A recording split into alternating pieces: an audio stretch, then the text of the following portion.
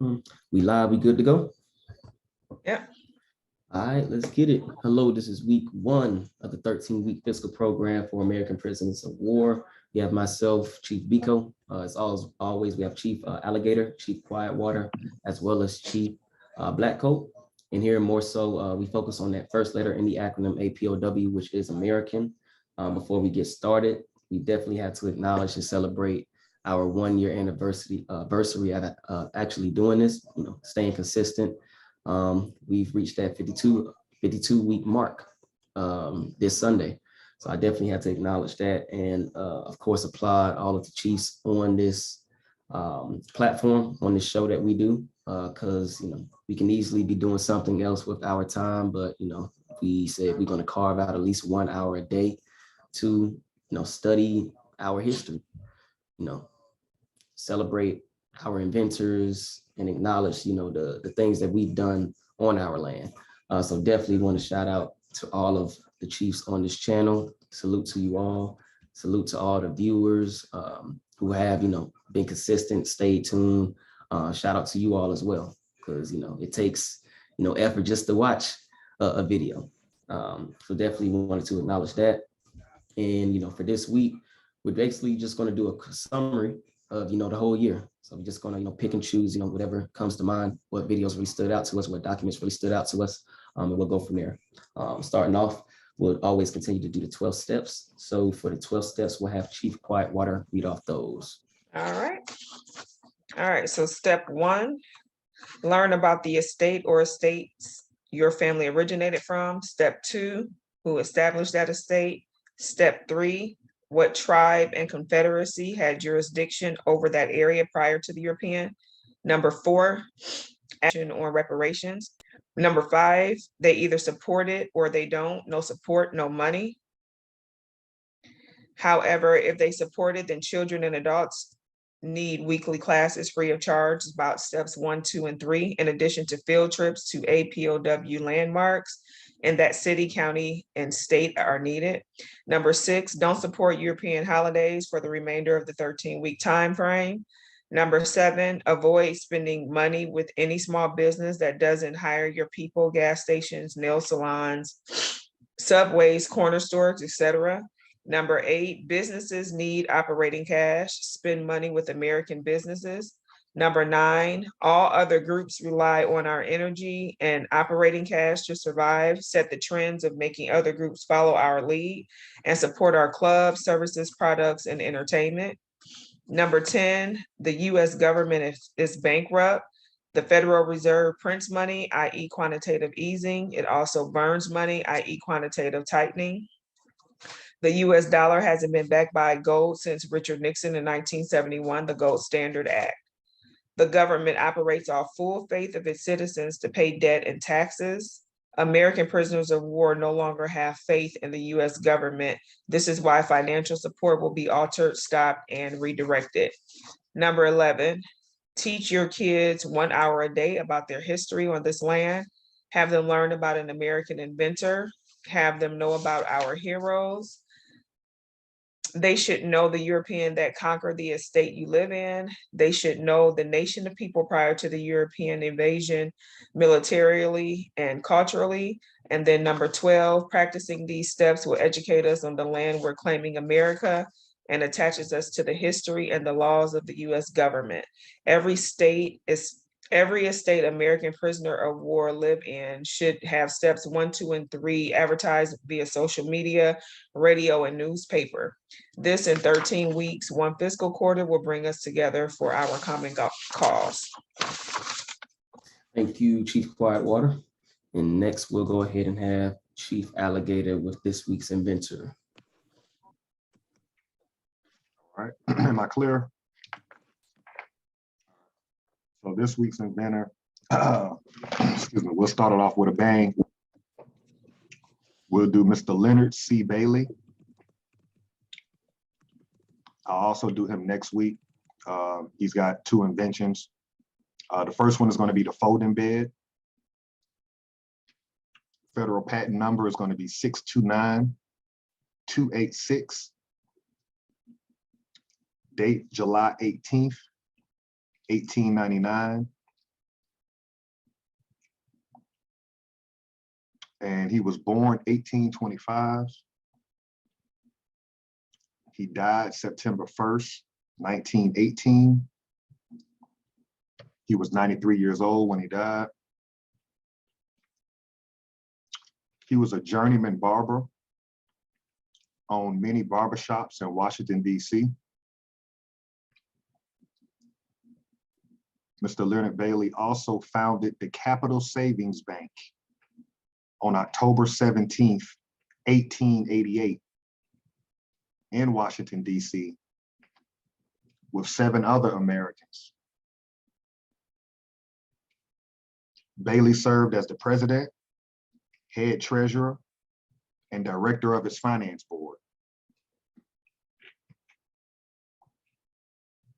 And that's this week's American Inventor. Chief Quietwater, were you able to get all that? I got it. What was the name of the bank? Captial Savings Bank. Okay.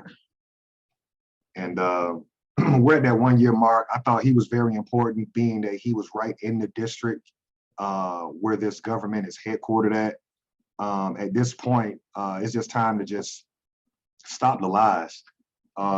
It's too many of our scholars and too many of these schools that are always just editing out our history as if we were slaves. Slaves don't do this. So this idea that every one of us was on a military work camp, literally working for free, it's a lie. We've done 53 inventors at this point, you know, and that's the beauty of staying consistent and persistent. We got the body of work behind us, so now we can talk our shit. Basically, y'all lying, and y'all gonna have to come with proof of claim moving forward, because we got the proof of claim, and that's probably why this channel is so solid. We've invited Confederacy channels, we've added scholars, your quote unquote black media, you know, everybody who's pumping the slave narrative. Provide the documents. Stop just talking to us like this is that preacher business model. That model is dead. The idea that one person can get up in front of a group of people and whatever he says is the truth. No, we're gonna challenge you. If you can't show us a writing that it happened, it's your shit. Great point. Great point there, Chief Alligator. Let's see. Next, we will have Chief Blackcoat with this week's Dr. Woodson quote.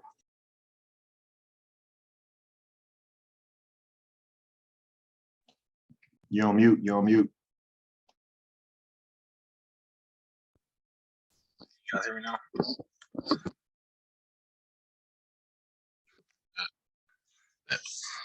All right, this week's quote, I'm going to do quote number 2. Negroes, however, sometimes choose their own leaders, but unfortunately, they are too often of the wrong kind. Negroes do not readily follow persons with constructive programs. Almost any sort of exciting appeal or trivial matter presented to them may receive immediate attention and temporary, at least liberal support. When the bubble collapsed, of course, the same followers will begin to decry Negro leadership and call these misrepresentatives of the group rascals and scoundrels. That'll be quote number 2 this week. Excellent quote. Excellent quote. I'll go ahead and continue with this week's, or actually the legal definitions, as well as maroon historical points. Number 1, American, indigenous to America. 2, descendants, one who follows in the bloodline or an ancestor, either lineally or collaterally. Number 3, slavery, a situation in which one person has absolute power over the life, fortune, and liberty of another. And number 4, prisoner of war, POW, person, usually a soldier who was captured by or surrenders to the enemy in wartime. Number 5, school, any institution at which instruction is given in a particular discipline. And 6, education and enlightening experience. The maroon historical points: 1, was a person escaping slavery seeking freedom or breaking the law. Number 2, providing unity and a strong defense came first. Number 3, maroon leaders were first and foremost military figures. Number 4, maroons established guerrilla warfare, planting sharp sticks and thick grass. And number 5, maroons knew their European enemies' language, defenses, and plans. And that is the maroon historical points. So as stated earlier, definitely just want to kind of, give a a summary of what we've done this year as a collective. Again, no big I's or little U's. We all, participating in this equally. We all did our share, whether it was, researching an inventor for that week, pulling up certain documents to tell our story. So I'll go ahead and start as far as, what documents really stood out to me, within this year that really kind of hit home for me. And I'll say probably my 3 documents that really stood out to me would have to be, I'll go with the Special Field Order number 15. And that kind of, after rereading it recently, really hit home that we were just really under, or are under, military occupation. And that Special Field Order really highlighted it, and we'll get into that. Another one that really stood out to me would have to be the Amnesty Proclamation. The president saying that it's clearly a civil rebellion, never mentioned war. We'll also get into that in regards to actually who has the power to declare war.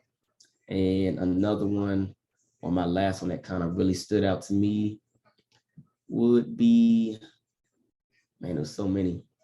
I'll have to go back to just the week 1, even though it wasn't a document, but that was the foundation.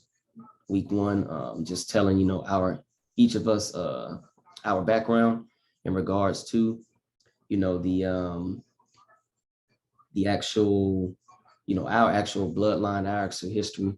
So those are pretty much 3 things that really stood out to me. And I'm just going to share the screen here to show exactly all that we've accomplished just within, again, 1 fiscal year.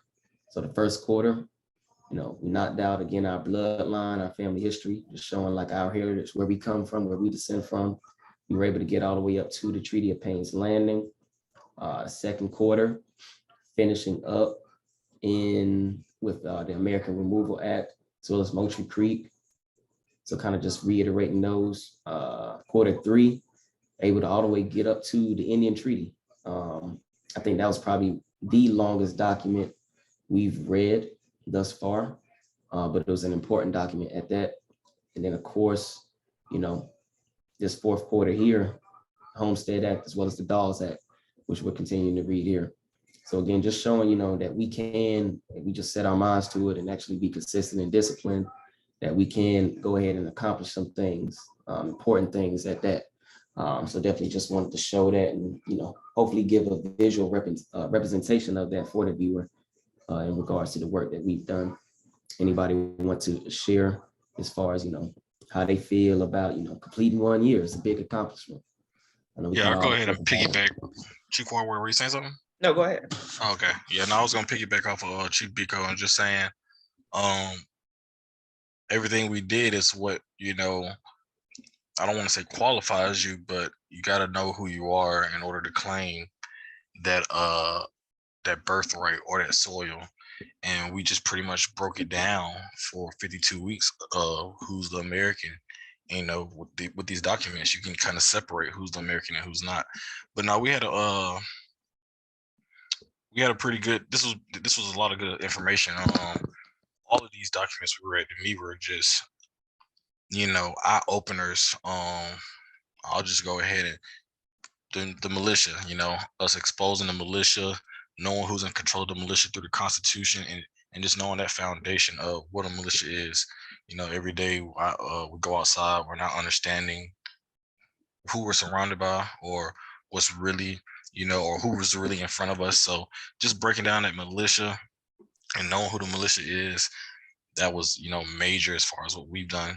On the American Removal Act, the family divided, the family split open. That's huge and critical, because now we know we still have family members west of Mississippi. Multiple things, Treaty of Moultrie Creek.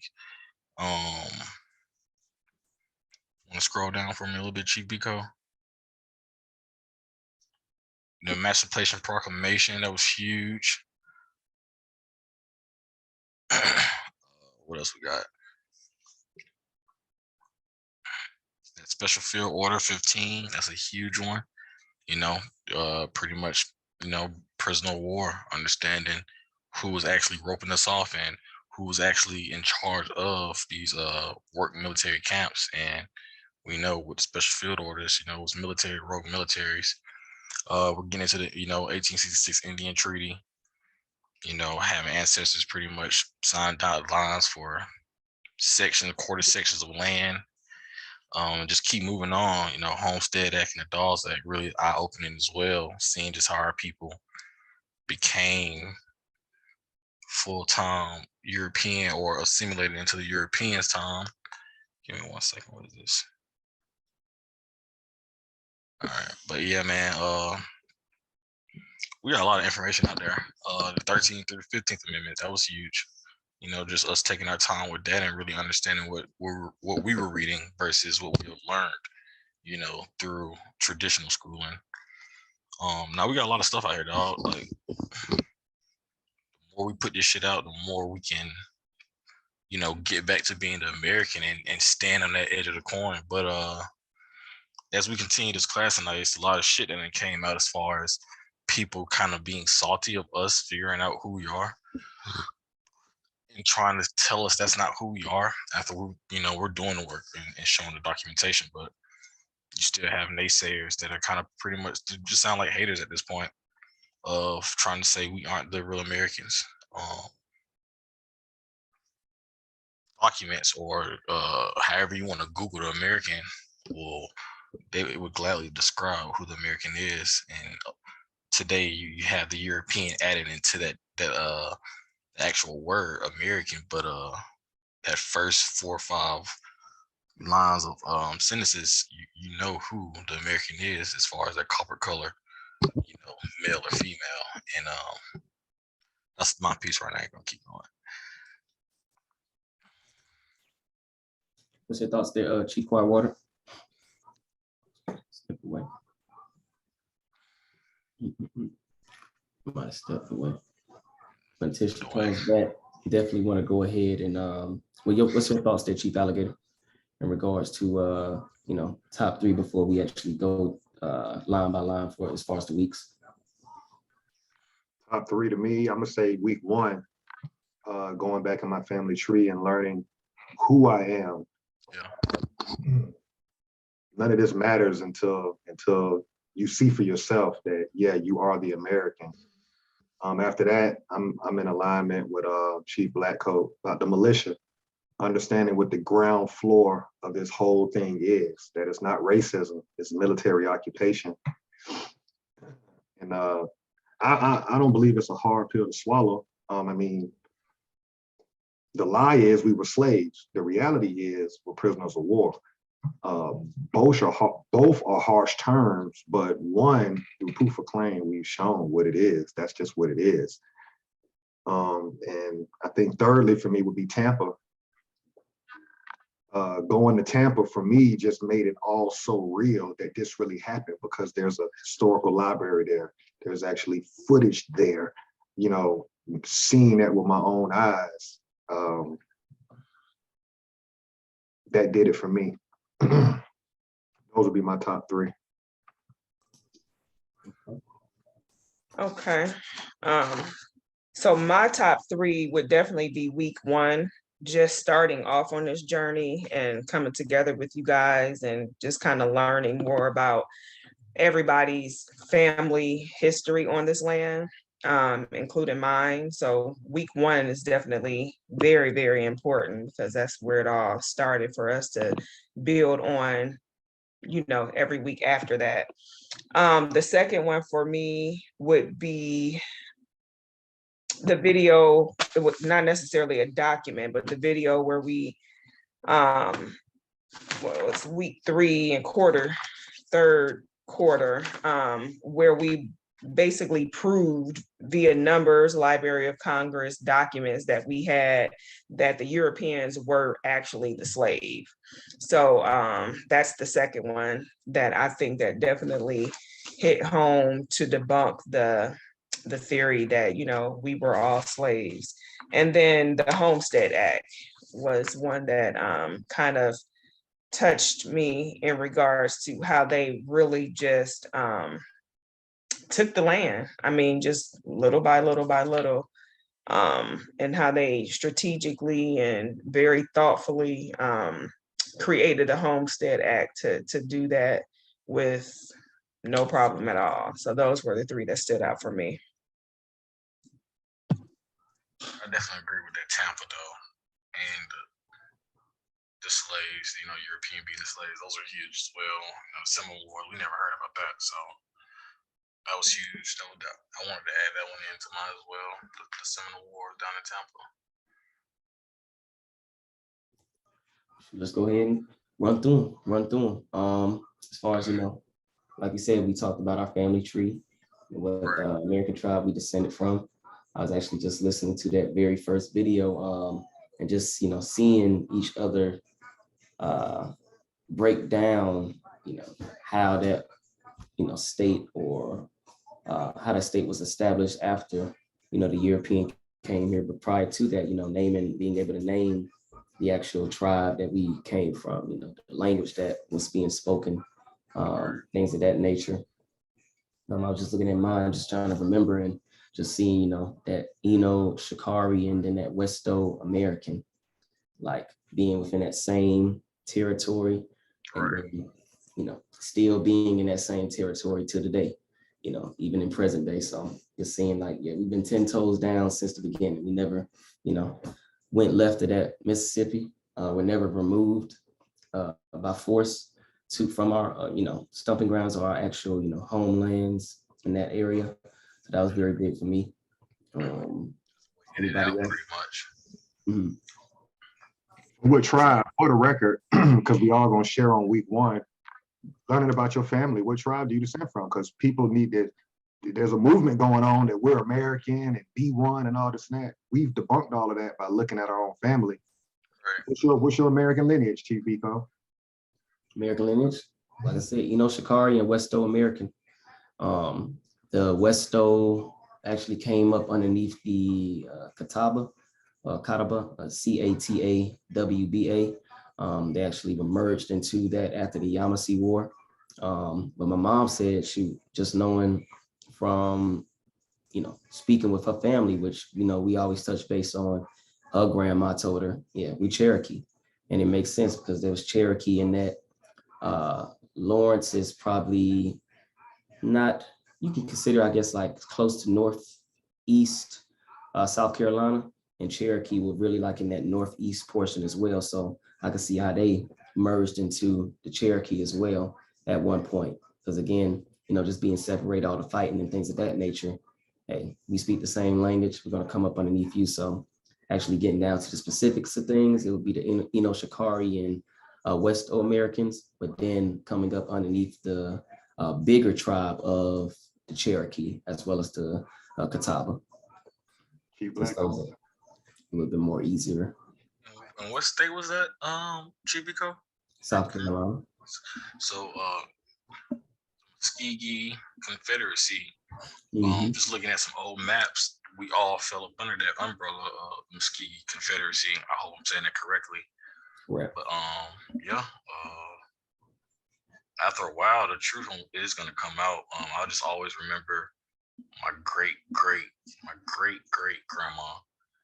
who, of course, she was super old and sickly, but at the time we used to always just go across the lake, give her medicine or whatever. And that was just childhood memories that I always had, and never knew, like, who is this bright skinned lady with this long hair all the way to the ground? And who is this lady that we give medicine to? And that was our grandma, or our big mama, perhaps I should say. And full-blown Cherokee. We come out of Savannah, right there. We know today, Florida and Georgia is pretty much the same thing. So my people are just Cherokee Seminole coming out of that coast, or from that port. And it's just beautiful knowing today that we can unravel all these things, and just by looking at pictures and comparing, contrasting what we're learning. And it's like, yeah, we come from this from this land. No one else looks like us. And once we do that homework and understand, for Cherokee or Choctaw, Chickasaw, all of those Southeast tribes and nations, which goes along this whole entire Southeast, it's a beautiful thing to me because now we have some sense of pride of who we are. We're no longer lost. Everybody else get to put their flag up in their bios and stand 10 toes down on who they are, and kind of just out here lost in the sauce and no more. We're going back to who we are, and that's just how we move forward. Right now, we just gotta take some steps back and be proud of who we are. I grew up here and I was Cherokee all my life, and then I got to school and now I'm African American, and it's like, okay, I went the African American route. I didn't know. Maybe I thought my parents was wrong, but no, that's just what school did to us, and we definitely just gotta listen to our family. Even our family is afraid to say some of these things, but they still know, so they'll still say it. And once they say little things, you really gotta take heed to it and trust them more than school, because the school just playing with words at this point. You want to go, Chief Cloudwater, or you want to go last? I'll go. So on my maternal side, it was Choctaw. And then on my paternal side, it was Cherokee.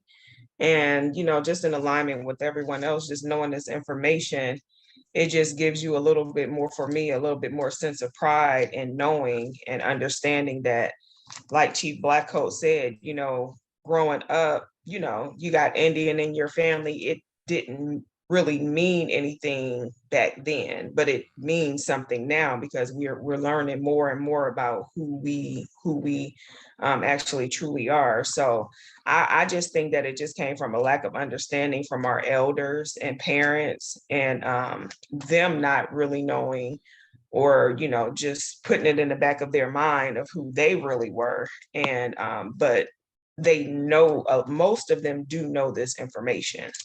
So I just think that is good that we were able to tap into it. It's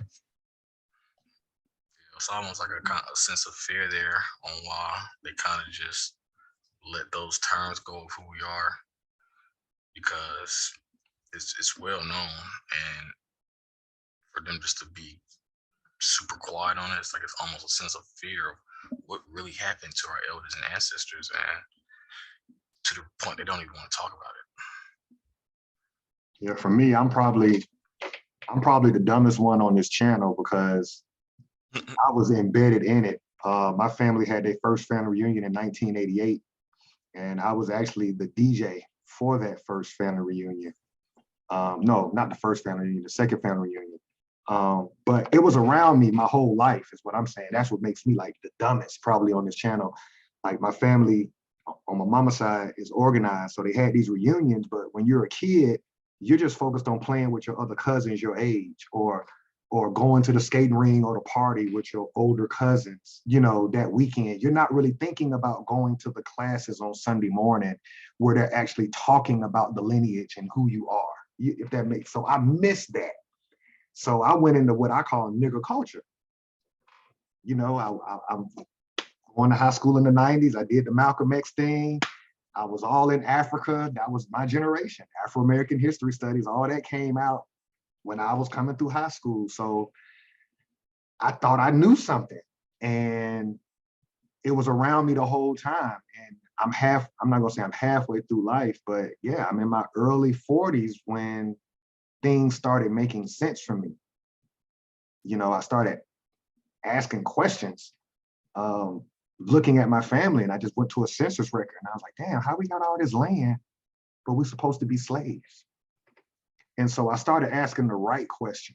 I think that's the right way to say it for me. Your family knows, it's just that you got to ask the right question to get them to share with you what you're trying to figure out. So once I started asking that question, how do we have land, but we're supposed to be slaves? And then that's when I started learning, we never told you was a slave. So it's almost like they let me just wander in the wilderness until I decided to come back to the country and start asking certain things. The other thing that jumps out to me about my generation is my mother always gave me the choice of the summertime going to the country. I think that was a big mistake looking back. I always had the choice. You want to go to the country? I don't want to go around. I don't want to go to no country. I kind of shooed that off. Like, I don't want to go down there in the woods. Ain't no AC. But looking back, my mom and them didn't have a choice but to go back and connect with the elders that never left the land. You know, whereas growing up in the city, I'm looking at it like, I don't want to go down there with them people, man, you know. So now, yeah, certain things we don't need to give our kids a choice on, or give the young people a choice on in our life. You know, some things we have to say, like, look, this is what you're gonna do. You'll figure it out later, but you need to get grounded in that. So I am Cherokee as well, and it rhymes. All of us coming from that Southeast region. But it took me a long time. Like I said, I really believe I'm the dumbest one on this channel because I had it all around me.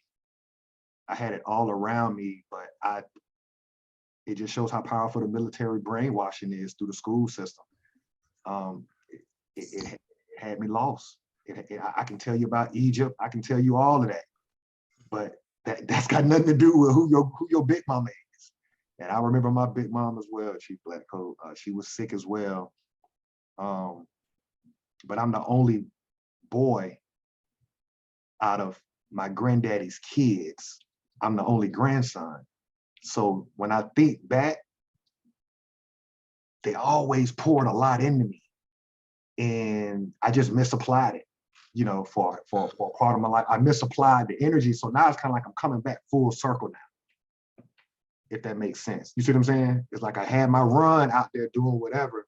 Now it was like, now I'm coming back in alignment with the only grandson of my granddad was supposed to do. I'll stop right there on week one, but that definitely grounded me too. I was just gonna talk about family reunions. We don't have them anymore. And I was a kid. I can remember. I think the last one we had was 2002. I got the picture in my head of the shirt we had. And yeah, 2002 was the last family reunion we had. And I never understood. Well, I mean, I knew it was a family reunion of, you know, everybody coming together, good time, eat, kids, family, fun, whatever. But it was definitely bigger than that. It was somebody, how Chief Alligator said, that was organized and knew, hey, this is how we keep who we are together. And those people have now become older or, you know, sickly or, you know, passed on. And I haven't heard of a family reunion from anybody that looks like me in a minute. I'm sure people still do it. I know they still do it, but it's been a long time since I've just heard about a family reunion. And on a scale of, we have to do this, you know, every so often. And, you know, but that goes back to just knowing who we are and respecting it, you know. Now we're so far off in La La Land, it's like you don't really want to even, you know, be around others no more because everybody has their own ideology of who they are and what it is. Now we got pronouns and shit. So it's just like, all right, they want to destroy all types of trait that, you know, coincides with who we are as the real American. Now Europeans claim to be American, and now everybody born here wants to be where they're from and American. And it's just like, we got a lot of work to do when it comes to, you know, standing on what it is. And of course, I always think about South America and, you know, Mexico. Just that's also us, but it's just a lot of pieces that we got to connect. And family reunions would be huge if we could definitely get that back popping and just keeping that lineage together. Absolutely, absolutely. And I think we all kind of hit on the same point just in regards to, you know, the same similarities that we see just from our family. And, you know, like Chief Blackcoat was stating, you know, the lack of, you know, just getting back together and, you know, making sure that history gets passed down. So definitely something I would say I want to start doing as well, implementing with my family on the personal side. Next here we have week 2 through 4, which we spoke about the militia. I know this was a lot of you all's, you know, top 3 that really stood out. And it just really pretty much explained how, one, you know, this whole system came to be because there's like, hey, we got to make sure we protect ourselves. We have to make sure, you know, that we are arming ourselves and that we're all on code to arm ourselves in regards to, you know, actually occupying this land. If we're going to be on this land, we know it's not ours, and they know it's not ours. So in order to protect ourselves from even getting wiped out as we come here, let's go ahead and pick up these guns. We need to have a, a code, and that code was the Militia Act. And I'm gonna go ahead and share my screen, let you all see it. And again, this Militia Act, Ben Frank was a part of it. So again, somebody who they like to say is a founding father of not America, definitely United States as far as the government, but we already know he's not American. So how can he be a founding father of this land? But he was a part of, creating this Militia Act and saying, hey, we got to get on code, even regardless of, what your religious preference is. If you're a Quaker, as they said in this document, hey, you may not be with, the stick talk, but you're going to house us in regards to, making sure that we can protect ourselves against the American. So that was one thing that kind of stood out to me. One, them getting on code, and then, saying, hey, this is what we have to do to actually occupy this land. So that was one thing I just wanted to highlight. Any thoughts on that? Yeah, I think it's very interesting that most people, because I definitely didn't know this information in regards to the president, the commander in chief has the right to call on the militia when needed. And we look at it as, white supremacy, but no, they actually have the right to do that under the call of the president. And I'll, 100% agree with you, Biko. Understanding that foundation of where we are today, as far as a group of people, and just protect yourself at all times, man. You see, you got a guy up in Akron, Ohio, that just, took an unfortunate loss. I just recently saw the video, and that's just what it is. So we can't be oblivious to the shit that we are around. Somebody great to me said, the monsters still live on your block, and we gotta just, what Chibiko was saying, don't play around out here. Know the conditions. Don't be a victim. Don't be a victim. Don't play victim. Always be, straightforward with everything, and just protect yourself and your family. I want to just talk about. I really don't know what these acronyms coming out are supposed to be. As far as I understand that the young and the youth are falling for it about this B1 or this FBA. I like organizations. I like groups. I think they help. Ideals come out, they spread, and people move further and understand more. But this is just lineage based. This has nothing to do with groups of whatever. If we want to break off into certain groups and represent certain things, that's cool. But let's not try to lump everybody into this la world of this is what it is.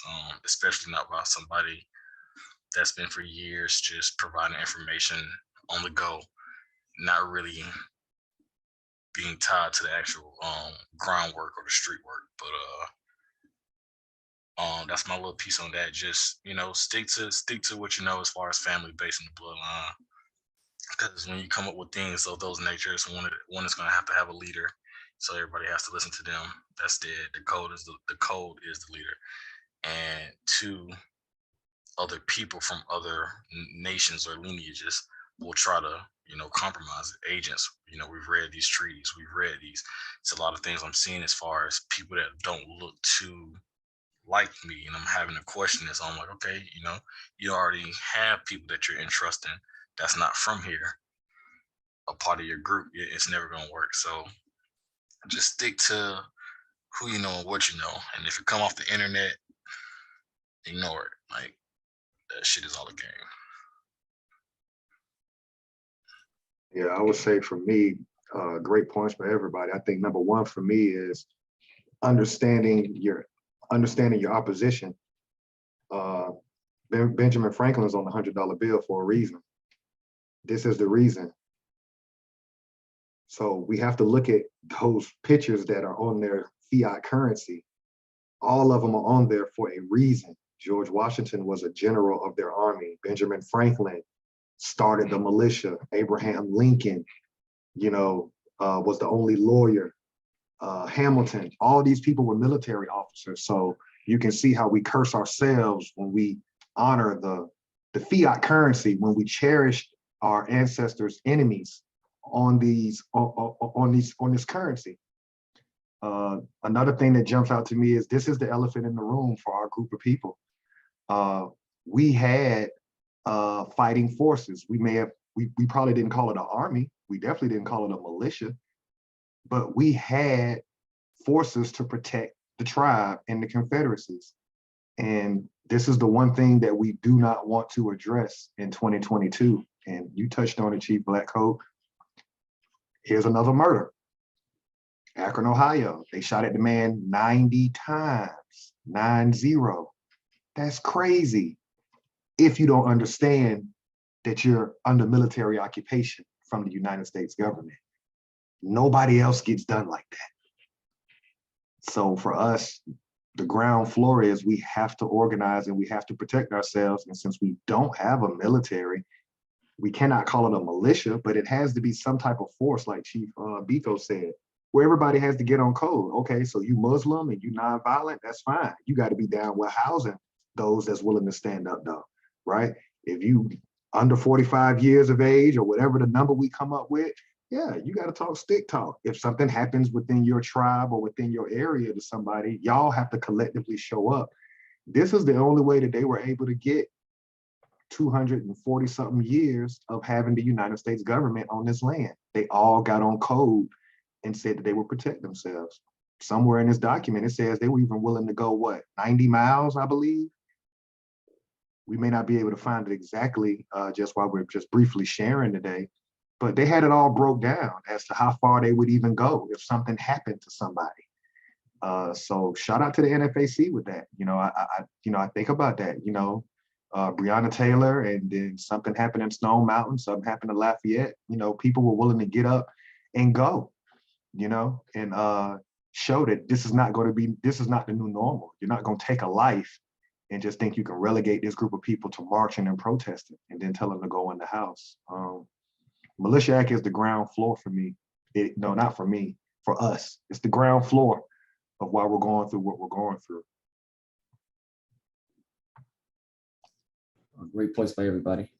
Great points by everybody. And just understanding this document in itself is going to show you, you know, how we, again, got in this situation in the first place. Again, as fears of American attacks increased, pressure to assembly grew until Wednesday. So they already knew, like, hey, if we want to survive or, you know, occupy this land or try to, you know, occupy all of this land, we're going to have to be on code. So again, as Chief Alligator and Chief Blackcoat were alluding to, the code is the leader. Everything else underneath that is, again, no big eyes, no little U's. We just know, hey, one of us gets hit, all right, we all in that area, 90 miles out, whatever we establish, we need to go ahead and make sure we see about whoever has done harm to our people. Next would be the amendment week. So this is where we talked about who the actual we the people were. You know, a lot of us think, you know, we the people and everybody is included in that as far as US citizens, but that's not the case. We the people were those framers, people like Ben Frank, Thomas Jefferson. These people who actually signed that Declaration of Independence or who was in that room to sign it, those would be considered the we the people. I'm gonna pull up that document here. I gotta show it here, but we always get confused, or you know, we get told that we the people is basically, you know, any United States citizen, when that's not the case. We could trace that back to even who has held certain office positions. Pretty much sure, 90% sure that whoever was those we the people, their family or their bloodline, their lineage, their descendants have been a part of, you know, some type of office that can continue to run this government as it was established or as it was established by those we the people. So definitely that was a great week, and definitely am about to pull that up to have, you know, you all's thoughts in regards to that. Anybody want to share on their thoughts in regards to, like, when we talk about the we the people? Yeah, fuck we the people. Fuck we the people. Everything it represents, doesn't represent us. So, you know, I like how you just brought that up about, yeah, we really think we are a part of we the people, and it's nah, buddy. and that we the people is a very small group of people that make big time decisions still to this day. And yeah, that's what I gotta say is fuck we the people. That was interesting. A highlight for me as well is understanding that it was just that small group. Was it what 54 people, I think, that actually signed off, and that's their core people of who they protected and passed down to their descendants. So like Chief Blackcoat said, yeah, it doesn't represent us. We're not part of that 54.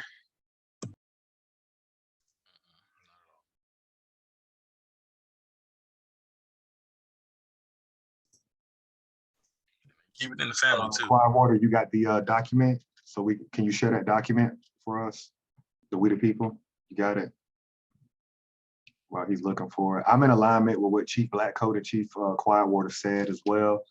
And it's just crazy how, again, I go back.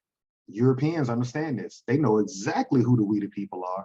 They understand exactly why they're the citizen under those We the People. They get this. We, through our military brainwashing through school, we try to put ourselves in their lineage, and they basically just let us go along with it. But they're knowing the whole time you're sick. And then you wonder why once you get out of school and everybody's adults now, why are things so different? I thought that there was a civil war, and I thought this, I thought that, why all of a sudden is it all this? Because you never stood on the edge of the coin and understood whose side you were on. That's it. That's it in a nutshell. The We the People. These people, they know when they go and fight other countries or fight us, they understand exactly what U.S. citizenship means to them. And if you ask any of them personally on a one-to-one basis, they'll tell you that they're U.S. citizens. They won't claim to be American. They only play that game with niggas. And I mean niggas, that means those that don't know who they are. But if you know who you are and they sense that from you, they'll admit, I'm a U.S. citizen. They won't tell you they're American in your face when they know you're American, because then they're dishonoring their grandparents. And they never do that. They'll always put you in the position to dishonor your lineage. No, that's an excellent point. That's an excellent point. And this here just, again, just highlights who these We the People were. As we kind of back out of this, but it says 55 delegates appeared, but only 39 actually signed the Constitution. So those 39 would be considered, those We the People. And just again, none of them, now I'll highlight this again, none of these fuckers look like us. So I'm not sure why or where we get that, that we are a part of the We the People, when none of these people in this picture are copper colored. None of these people look like us. This isn't even our form of government. We already have our stuff established. We're dealing with confederacies. We taught them how to have a confederacy with the article, or how to set up a government with the Articles of Confederation. So they wouldn't even gotten to this point had it been for the Americans, which is our bloodline, our ancestry. So definitely want to highlight that before moving forward. The next one would have been the Treaty of Moultrie Creek. This was pretty much our first treaty that we actually got into. This was also the first one that we saw, okay, we're not contracting with their We the People, their government, we're contracting with their military. Another key point of showing, hey, we're in a military occupation. We're not doing business with their government. We're being occupied by their warlords. Again, we saw that they established it with the Militia Act, but now it's coming tenfold. Okay, now y'all just, sign these contracts with our, sergeants or our generals in regards to that. So I'll go ahead and pull up that here. And that was the Treaty of Moultrie Creek.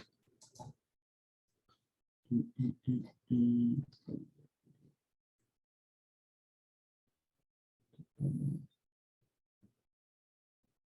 have a few of them here. But again, just showing here, 1823, Treaty of Moultrie Creek. So anybody want to kind of piggyback on that? I'll actually pull up the signings or the signatures that we have here. See if I can blow this up. Yeah, You that's can the see most here. important part, I think, that jumped out from me. Well, this also understanding that Jacksonville, Florida was named after one of these agents that signed this document. That right, William P. Duval. I was born in that county. So, and that's crazy. I call it a county, and you see what I'm doing? I'm putting a curse on myself because that's a European, and they renamed that area, but I was actually born at a military hospital in what we now know is Duval County. So that's one of the things that jumped out at me. If you could scroll up a little bit more in that last paragraph, right above where the signatures are, where it says, and of the independence of the United States. That last sentence right there, you know, that's one of the key things you just mentioned, Chief Biko. We realized that those people weren't contracting with the United States government, they were contracting with the military. So, you know, here again, military occupation. It was a bogus treaty. So in actuality, everybody that was forced to go into Oklahoma or Indian Territory based on this document, this is further proof that we own all this shit because this is a fake treaty. This treaty wasn't even done by the United States government.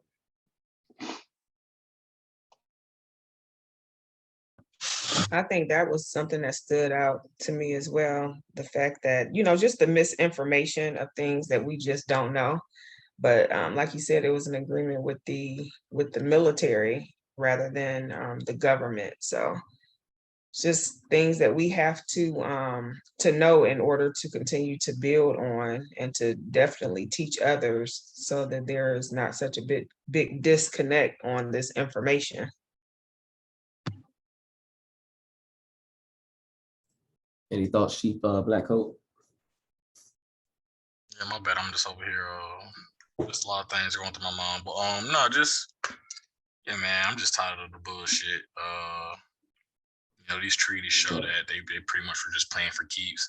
There was no go back home. So people of power decided to go ahead and move in an aggressive way of, you know, get what I can get while I'm here now. And you see, you just had generals and bogus ass military leaders, you know, come up with treaties with our people, and mistakenly put an X next to their names and contracted with them. But one thing I want to point out is 1823. You know, that sounds like a very long time ago, but it's really not. That means our ancestors was just not too long ago fighting these people, you know, to the death. And we fast forward today, and it's just how critical being on code is that you don't even know the Europeans on code. You can't even see it, and it's just that tight that yeah, they all know, like, yeah, we are not from here, but we're definitely occupying this land now, and they've gotten to a point to where they're comfortable. We just got to know what really happened. Like, how did we get misplaced? What happened? Why does the hood still look like the hood? What happened? Great question. Great question. Great point too. And like you said, what happened? How we even get here to this point? That leads us to, you know, the American Removal Act. I believe I had it here. What was it? This one. Where did I put it? That's the Militia Act. I'll put it up here.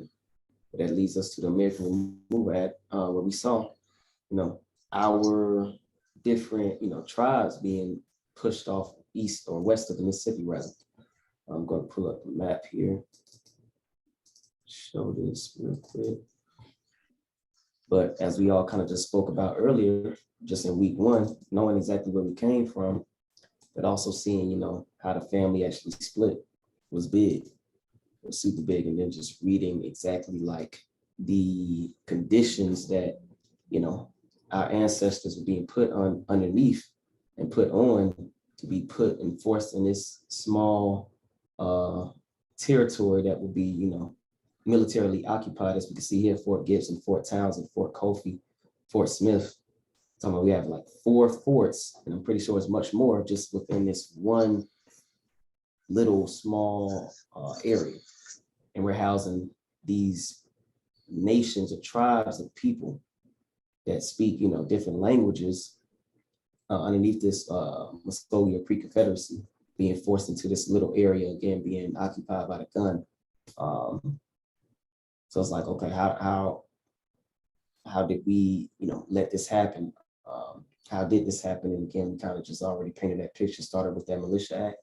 And then as they continue to, grow their numbers, because again, those are the people being sent over here from those boats, as far as, they like to say the transatlantic slave. If anybody was a slave, it was the European.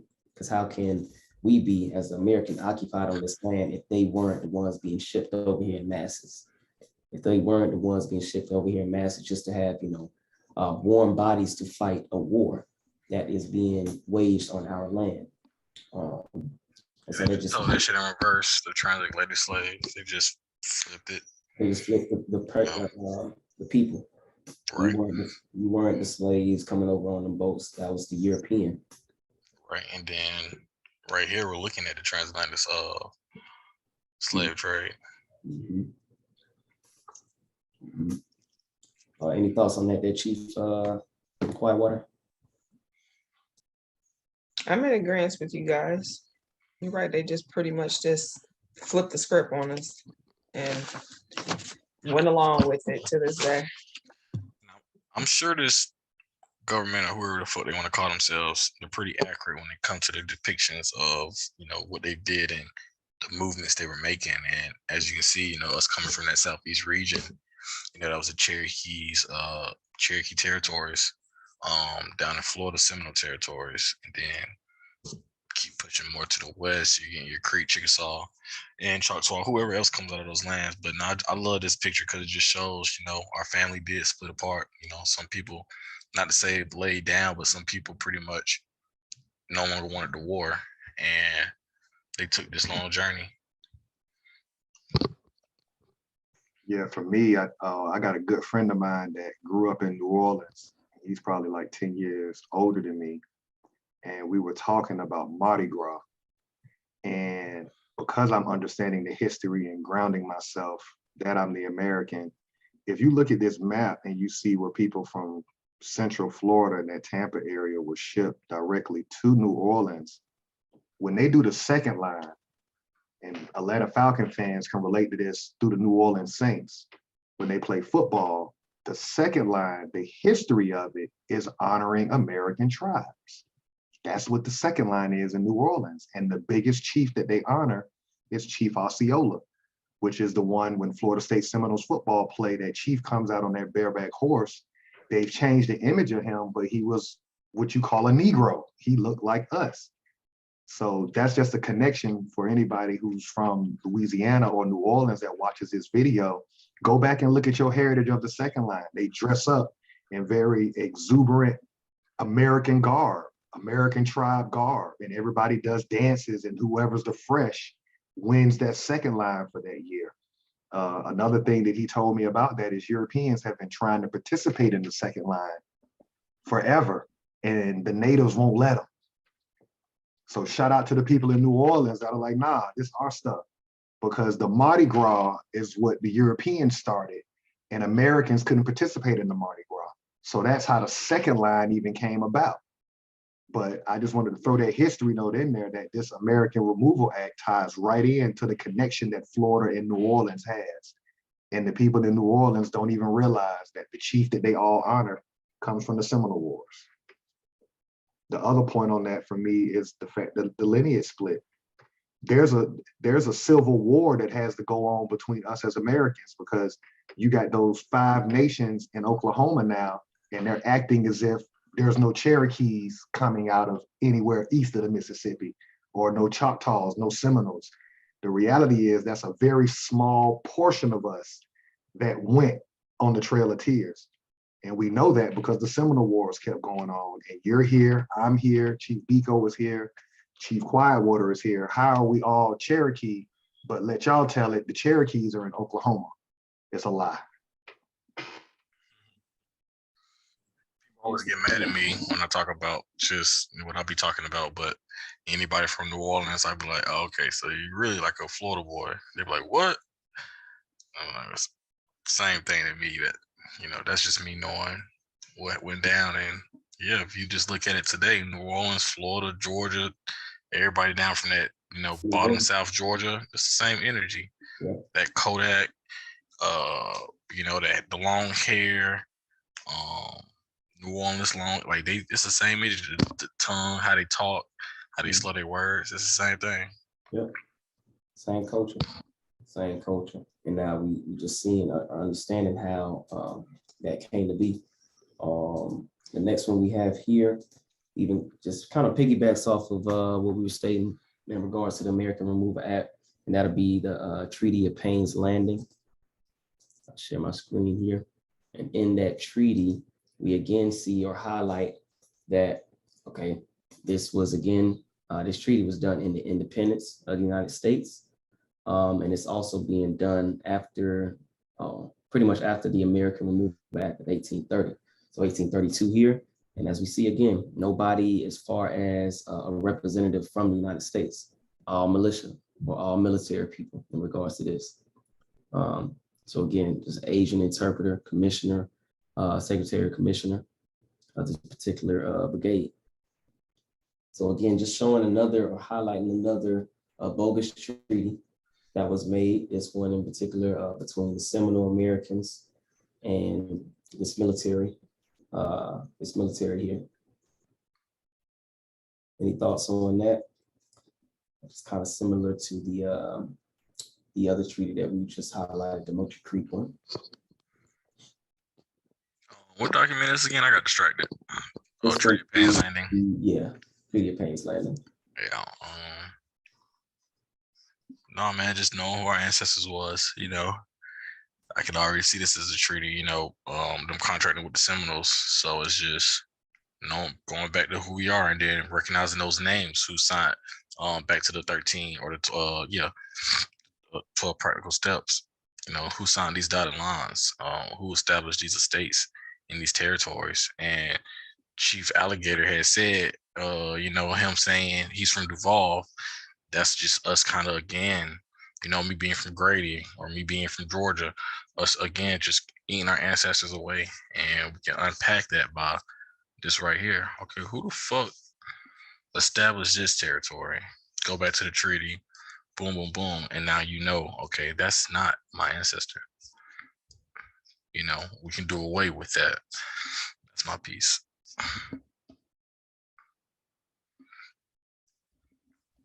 In alignment with you, simple and straight to the point. Yeah, claiming things that we don't know, putting curses on ourselves. Yeah, that's what made us niggas, and that's why the world doesn't have a lot of respect for us, because we honor the curses that are put on us due to our own ignorance. That's my thought on this. Only thing else is, even though it says the treaty with the Winnebago, we know that this actually is the Seminoles if you look at the articles. But Winnebago, that's a vehicle that we know today.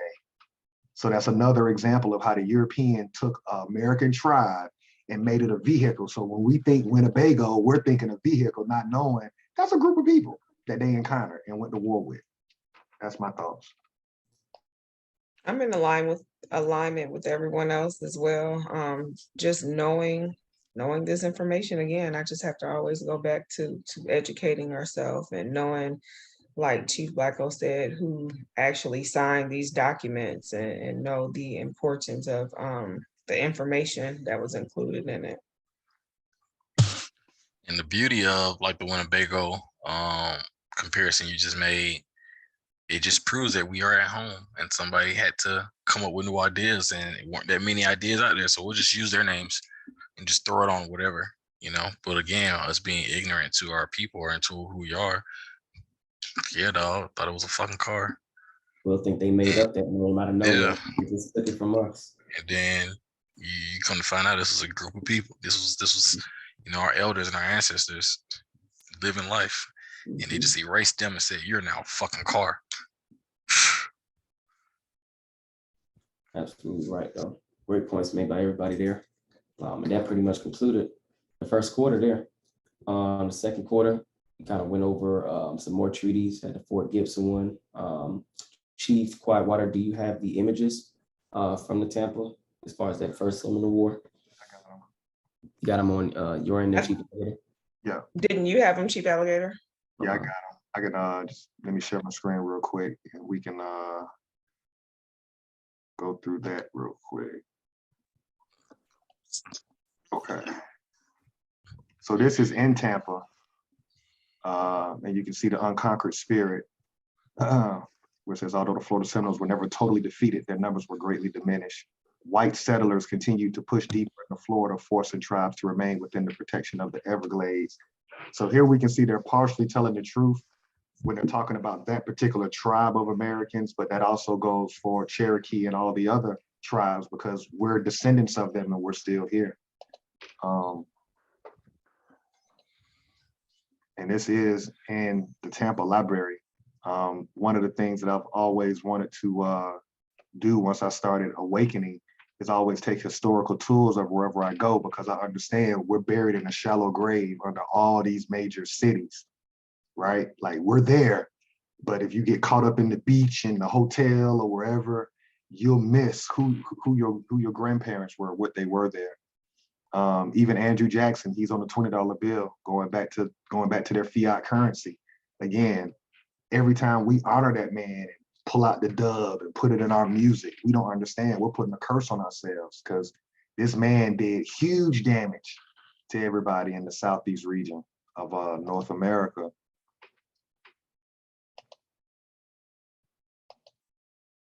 And I want to get to the map thing. And I got emotional when I was here, just learning about this, just, you know, just being in there, just understanding like, wow, they know who we are.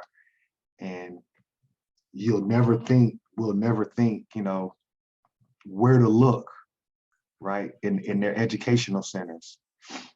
And I want to just add something real quick. Like you said, wow, they know who we are. What disturbs me the most, it doesn't disturb me. It has to be something bigger of why our history had to be taken away and tarnished, because, you know, European colonization happened all over the world, but specifically here, you no longer carry your flag, you no longer carry your traditions, you no longer carry anything related to you.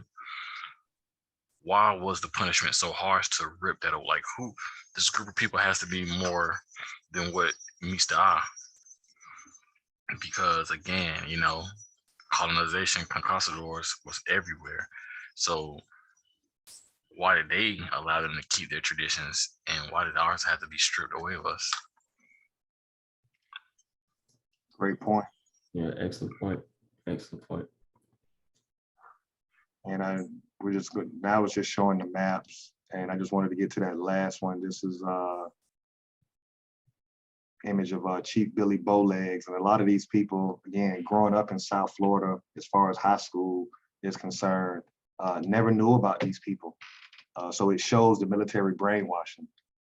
This stood out to me. This is on a whole wall in that museum. And this just kind of just, and it's also on my background, you know, this date right here, as we go through American history, understanding that the Third Seminole War never ended. And so they got a date on it from the 1817 to 1858. And then they'll lie when they reconstructed history, right? And they tried to, you know, how are they going to make this group of people that they could never beat? How could they prevent a future war with their offspring? And the only way you could prevent a future war is tell them they're from somewhere else and tell them that they were nothing since they've been on this land. Never wake back up that spirit, that for them to know that only a small portion of them went into Oklahoma, that the majority of you that's in what we know now as the dirty South, y'all are the ones we couldn't conquer. And this map just really cemented it for me, because this is on a whole wall in that museum. They know who we are, going back to what Chief Blackco said. They know we stood ground in this Southeast region. Anybody want to just share on any of these images that I just went through? I thought standing ground was pretty, you know,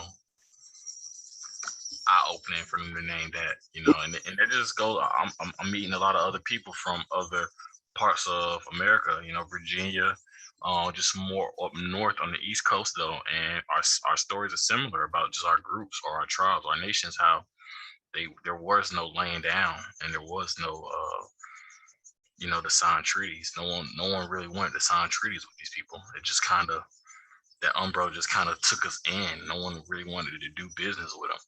And it shows right here, standing ground. That was a very, specific term they wanted to name it. Yes, they stood ground. They didn't give up. Standing ground, meaning continuously. And yeah, shout out to our ancestors, man. This is beautiful. And it's right there, like, even though you can't really see what's going on, they're trying to tell you, like, look, that's what it is. I think, 1860. oh, go ahead, I'm sorry. No, I'm done. No, I was gonna just say that I think that is beautiful, just the fact that yeah, we actually did fight. We were warriors, we did fight. And again, I always have to go back to the fact that if the majority of us knew that, and didn't go with the lie and the indoctrination of what we've been taught, that our spirit would still be the same, because it's in us for sure. It's definitely in us. And I just I think agree. that I just think that it just has to be awakened, that's my opinion on it. I feel like it's there, I hate to go back to black on black crime. That's just stupid because people kill whoever is around them. But the spirit's still there. Our group is not a soft group of people. Like, you just can't walk up to one of us and say what you want, and then we just gonna walk away on some passive shit. No, like, the spirit is still there. It's just religion got us in a chokehold.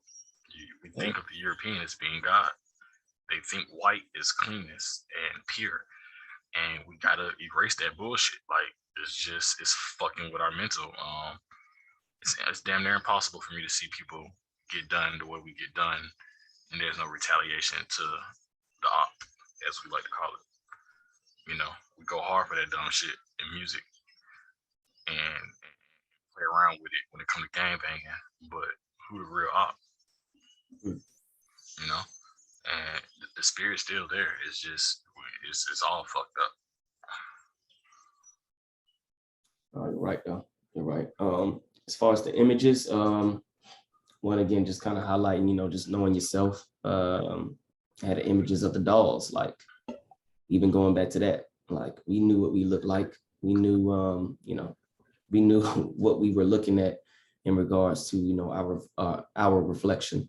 Even just going back to, how they like to highlight the doll experiment, where, they'll put one of the American children and say, which doll you think is prettiest. Like, there wasn't another doll to even, look at or to even be compared to, because this is me that I'm seeing and that I'm, playing with. So that was even cool. And again, just shows like, okay, if we aren't the American, then why does that doll look like us? Just asking simple questions like that. And they're putting it on display in these museums, in display in these museums of what the Seminole American looks like. So it's like, how much in your face does it have to be for you to realize that you are who they're showing in this museum? Like, you come from that. So it's like, again, just getting rid of that brainwashing and just understanding who we are. Again, getting back to taking these field trips to these places like this are super important. And what the image that's up there now, how we don't know the history of certain things, but to read this statement here, it says, what really makes a person a true Florida cracker? Besides being born in the state, several things: a love of the land and nature, growing things in soil, close family ties, and a deep sense of religion.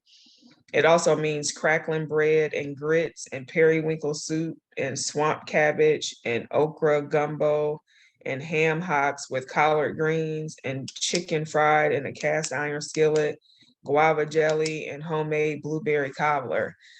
That definitely sounds like what they project onto us in regards to the fried chicken and things like that. It was them. Again, they just switched the narrative and the people that it represents. So again, knowing the true history of things. Cracker loves some chicken, huh? Boy, cracker, that's crazy. Yeah, I know that KFC be going crazy, but no, Right. Great point, the Chief. shoot, as we move forward, we kind of just touched based on not only the Seminole War in regards to those images, but also we touched base again, just digging deeper into the American Removal Act, Treaty of Payne's Landing, as well as Moultrie Creek. Did you have the Fort Gibson one available, Chief Quietwater? That was the only one that we didn't really touch base on in that first quarter of the year. But pretty sure that highlighted again just who we were contracting with, military.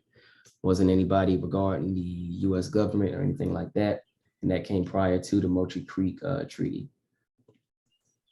If not, we can go ahead and jump into the third quarter where this is where we just challenge all historians, ones that look like us as well as the European. If there was a Civil War, then why wasn't that mentioned by not only the president as far as Abraham Lincoln during, the beginning of that quote unquote war, but also, the president after him, Andrew Johnson. But here, this is the Treaty of Fort Gibson. And I think here in Article, was it this one? 4? Is it the one before this? Let me check here. I think I have that one. I think that is the same one though, Treaty with the Creeks. I think the alternate name for it is that Treaty of Fort Gibson. Pulling it up on my end.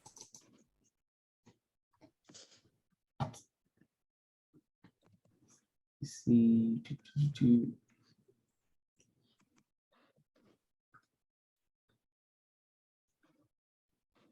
I know this one is which one, as far as the treaty that you're showing, that's just highlighting again that they even acknowledge that majority of, the American was still east of the Mississippi, specifically the Seminole. Do I need to pull that one back up? I could pull it up here. I think this may be it. I think it was the same one. We just had to scroll down because it seemed like they had cutoffs in the article. I think this was it there. See it here. Yeah, just highlighting this portion here. We had here 4. Yeah, the Muskogee or Creek Nation, as well as those now residing upon the land as the great body of said nation, who still remain on the east side of the Mississippi. It is also understood and agreed that the Seminole Americans of Florida, whose removal to this country is provided for by their treaty with the U.S. dated May 9th, 1832. So again, here they just acknowledging again that majority of the people are still east of Mississippi, and that's how we are still here. As we highlighted earlier, all of our family and bloodline, was east of Mississippi. In regards to like even the southeastern, eastern portions of us, as far as our lineage, we still at exactly where we are, we're born from. But again, just highlights nobody in regards to the U.S. Government signed this treaty. Major in the U.S. Army, infantry, interpreters, things of that nature, but nobody from the actual U.S. government signing these treaties. So again, just another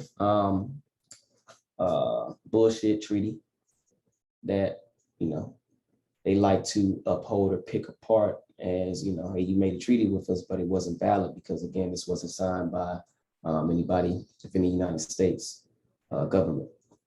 So again, that's just another highlight of what we've been seeing in regards to the treaties. We kind of went over in, regarding the summary. Any thoughts on that? You all want to kind of jump into the Emancipation Proclamation and really quarter 3? I think quarter 3 where we kind of went warriors mode and just started really just beating the drum on in regards to who we are and what the European is. And again, that Emancipation Proclamation is really just what jumped everything off. Let me share that real quick. Hold on 1 second before you share that. I was looking for the Savannah images about the slaves. Did we get to that point yet, or The Savannah images. that was referring to what Chief Quietwater said about the European was the slave? No, we haven't gotten to that point yet. I want to just show y'all this one last image, which is very important from that museum. Growing up in South Florida, there was always a battle between Fort Lauderdale and Miami, right? So Fort Lauderdale would be Broward County, Miami would be Dade County. What we don't know, going back to what Chief Blackcoat said, when people rep Dade County, Trick Daddy, Rick Ross, everybody, what they don't know is that was actually a European military officer that was slaughtered in Tampa during the Seminole War. Do one of y'all want to read this real quick? And this is right there. What area was this, Chief Quietwater? Was it Ebo City? Ybor City, YBOR. Yeah, so right in the heart of that Tampa district. But you want to read it, Chief Biko? Yeah, I'll go ahead. Historic Fort King Trail, the old military road connecting Fort Brooke, Tampa, and Fort King, Ocala, ran through this this vicinity. On December 23rd, 1835, Major Francis L. Dade set out over the trail with a detachment of 109 soldiers to reinforce the small garrison at Fort King. Again, this being in Ocala. On the morning of December 28th, 1835, Chief Alligator, leading the Seminoles and Maroons, ambushed the Dade expedition near Bushnell. Only three survived, and the Dade massacre planned by the fiery Osceola, Chief Osceola, marked the beginning of the Second Seminole War. So that goes right in alignment with Florida history. Like I say, when you hear these people representing Dade County, what we don't know is you're putting a curse on yourself again, because you don't know that Dade was a European officer and all of his soldiers but 3 were killed. So whether it's Grady Hospital in Atlanta or Dade County, Duval County, most of this stuff that we rep, we're actually putting a hex on ourselves because we're honoring somebody that our ancestors had killed. I just wanted to just finish that. That was probably one of the most powerful things I got out of that tour as well. Excellent point. Excellent point there. Let me see here. Share my screen for the emancipation. And again, this was the first document of the first or the third fiscal quarter, beginning of the year. And usually this is where we, as far as historians in our brainwashing that gets done, or indoctrination, this is where they say, Abraham Lincoln freed the slaves. But again, just our indoctrination, we're thinking, okay, we're the slaves. And that's not even the case. We weren't the slaves, we aren't the slaves. But even in this one, it highlights again that there wasn't a civil war. This is again a executive document, because this is coming from the president at the time, Abraham Lincoln, and he doesn't mention the words Civil War one time in this document, but he does speak on it being a rebellion. I'll even do a quick little search and show exactly how many times the word rebellion came up. So here, where shall the people, where else shall then be in rebellion against the United States, and shall be thenceforth forward and forever free.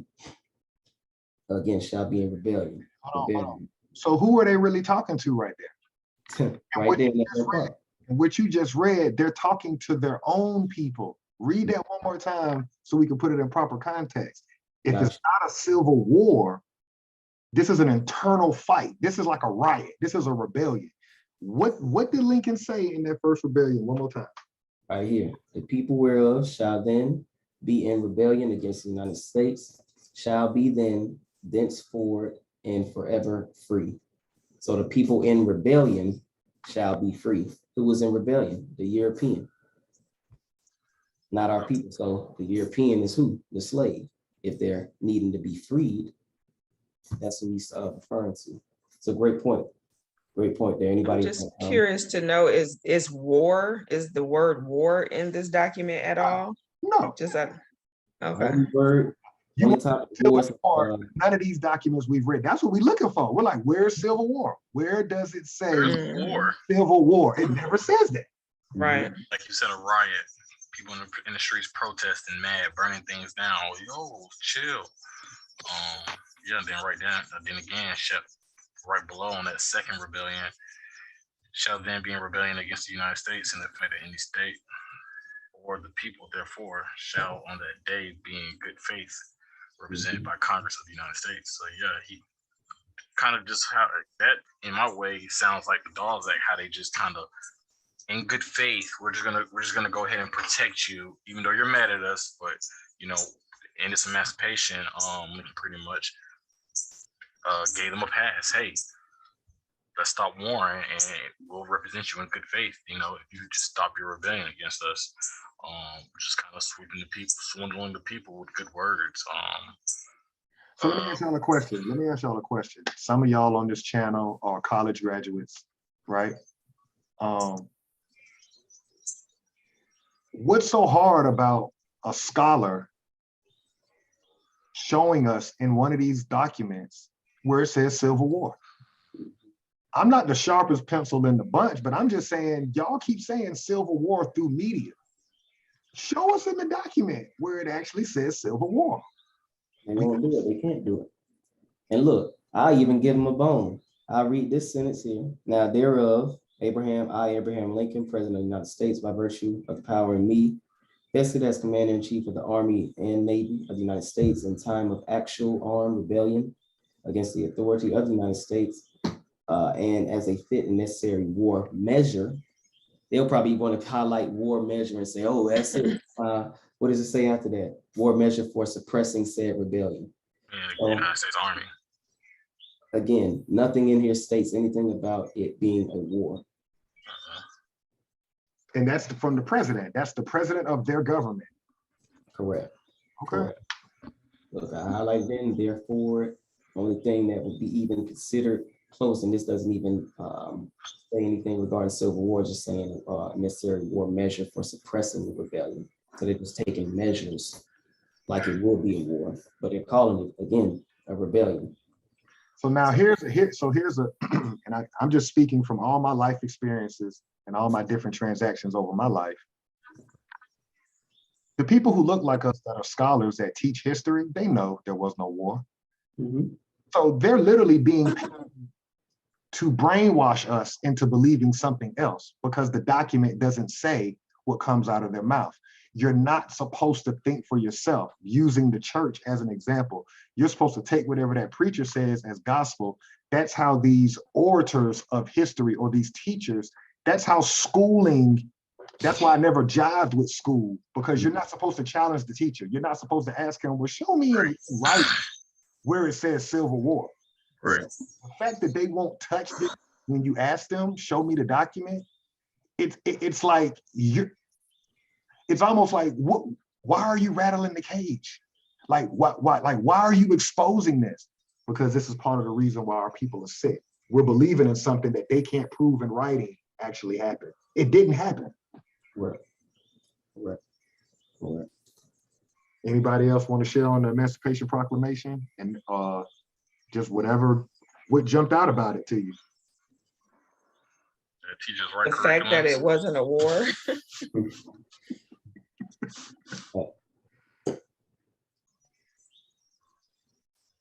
That's pretty much it. Again, that it wasn't a war. Another lie being told, or another lie, another reconstruction. One of the biggest lies. Yeah. Yeah. Okay. People are under the impression that we wanted to be civil. And that just kind of highlights or jumps us into what we did the second week, was read that Amnesty Proclamation. Pull it up here. And this is probably the most powerful video that y'all did, because now, Chief Biko, you're getting ready to show them in black and white. Mm-hmm. Absolutely. Absolutely. So I'll just start here. Return to their loyalty and to restore the authority of the United States. Issue proclamations offering amnesty and pardon to certain persons who had directly or by implication participated in said rebellion. So again, in the first goddamn paragraph, he's not saying war, said rebellion. So again, something internal. So the people that's fighting, they had control over, which would have been the European slave. And this is the second president. So they killed Lincoln, and now this is Johnson. This is the second president writing a lawful document calling it rebellion. Correct. Look, second paragraph after that. Whereas many persons who had so engaged in said rebellion have, since the issuance of said proclamation, failed or neglected to take the benefits offered thereby. So again, no civil war, and offering them pardon, because this is all this is, amnesty proclamations is pardon, giving pardon to some of these individuals. Sound very similar to what January 6th, right? We're not going to really, lay down any punishment. We're going to, identify you, tag you as certain people. In January 6th, instance, they tag them as insurrectionists. This one, we'll see later as we continue to go through the summary, they'll be tagged as freedmen. So again, and we always think, that's us. But nope. If we actually read the documents, people will clearly see that all of this, this propaganda and these things don't exist. Again, rebellion. Hold on. Pull up, do your search and pull up where it says fake Confederacy. So we can put this, where does it say it? Pretended Confederate government. There you go, right there. The first one of the pretended Confederate government. So again, the Europeans who rebelled, the president is clearly stating that y'all not a Confederacy. You can't be a Confederacy. They were acting as us, because it says that they're pretended civil or different diplomatic officers or otherwise domestic and foreign agents of the pretended Confederate government. So that's why we say we are the Confederates. We descend, those that are Cherokee, Choctaw, Chickasaw, we descend from the Muskogee/Creek Confederacy. Europeans can't be that. And it's amazing how they want to be us so bad. Go ahead, Chief Blacko. They don't want to stop you, Bill. No, I don't even know what I was about to say. No, but you said it there, pretended Confederate government. That's what I was gonna say. The fact that the United States government even acknowledged them as a pretend government coming out of the Confederacy, they were organized. They definitely got organized, and the government felt like it was a threat. So here it is, putting out this proclamation. They just diffused it, but they got organized and was willing to go against their own government that brought them over. Yeah, even to highlight that, hey, we won't even give you all the label of even considering or being called Confederate government. Y'all are pretending government, and to put that in an actual federal document, Right. it's game over. You can no longer claim to be a Confederacy or be a Confederate soldier. And it's almost like they want to dissolve the Confederacy government. You fugazi, you fluke. Yeah. But for the president to actually say, like, yeah, y'all fake. We're not even, you're not a Confederacy. We're not even going to allow that to even be said. Now, this is federal document, but we always hear in our books and schooling and, McGraw-Hill's and Scholastic that the Confederacy. So they'll say, or they'll call them a Confederacy, but the actual federal document says they are pretend Confederacy. So why are school or the indoctrination or these brainwashing camps teaching that they were or they are a Confederacy when that's not the case? Chief Quietwater, what's your thoughts on this? I'm in alignment with everyone else. Just the words that they chose to use, like Chief Biko said, pretended, what was it? What's the phrase? Pretended Confederate government. Confederate government. You can't later on change that. I mean, like you said, it's in a document, a federal document. You can't switch up after that. It's stated, and I just think that it exposes them. Yeah, and it's so funny because it's like he's shitting on the Southern European, like in these documents, like this highlighted. All persons held the pretended offices of government of the states in insurrection, again, highlighting that term that they used on January 6th, insurrectionists. So they should be tagged and labeled just like this document, but that's not the case. I think one thing where I don't want to overlook this. And that's why I was asking Chief Quietwater. What I'm trying to get, I'll say it. It shows you how big of a liar they are, because you've built statues as if it was a war. Your documents show something completely different. So it just shows you how you can't trust them at all. Like, you will lie and make something up that never happened. And make something like that never And happened. everyone is in 100% support of it. Look, I didn't say it, but I ain't gonna tell you that it wasn't one. Right. The federal government never said it was a civil war, but we gonna let the story go along, because we can't let that karma be on us. So we'll allow, any other company that wants to, make a story or highlight whatever they want to that. But federal government, nah, these niggas are so-called Confederate states. Like, they went as far at Stone Mountain, just showing a lie. They'll carve these Europeans in the side of the mountain to portray something that didn't happen. Right. Absolutely. This is definitely one that I really wanted to, or that highlight it. What was that? Oh yeah. No, I'm just saying how Europeans are just full of shit, man. It's just, but I mean, yeah, you gotta allow your way to the top when you come from nothing. You gotta, toot your own horn. Absolutely. Absolutely. Okay.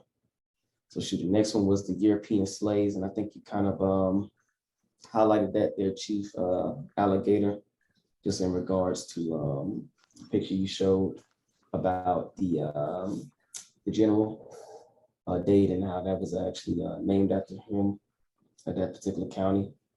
Does somebody have that link from the Library of Congress where it clearly says it? Remember, we attached that to that video? Yeah. Let me see if I can pull it up. We can just show where it, again, this is a federal document out of their Library of Congress admitting the European was a slave.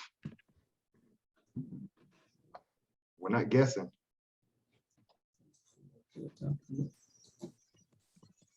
I had actually taken some notes from that, how they broke down how the Europeans, there was like 19, from the 1850 census, there was like 19 million Europeans during that time. And that was just indicative to say that they were the ones that were on the transatlantic slave trade. They were the ones coming in. I think we even had a picture. Were you able to find it? Showing them packed on the I can ships. Yeah, pull that up if you, You got it. That's a great note you took. I remember when we worked that census map. Hold on, let me see. And if you can find that letter, Chief Biko, where it clearly said that it spoke like they were anticipating coming to the Americas because of all the inventions we had and the machinery, and they ain't gonna work like dogs like they were over there in Europe. Absolutely. Let me see if I can find that one. It was what was it, July the 16th. Let me see. I had clicked out of this. Let me see.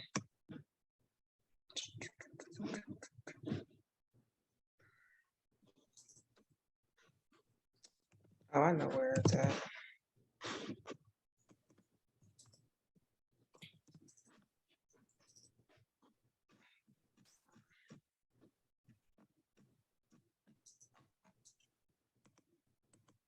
You could probably pull up the video. You want me to pull up the video? And I'll show the document. Yeah, because I actually, let me see.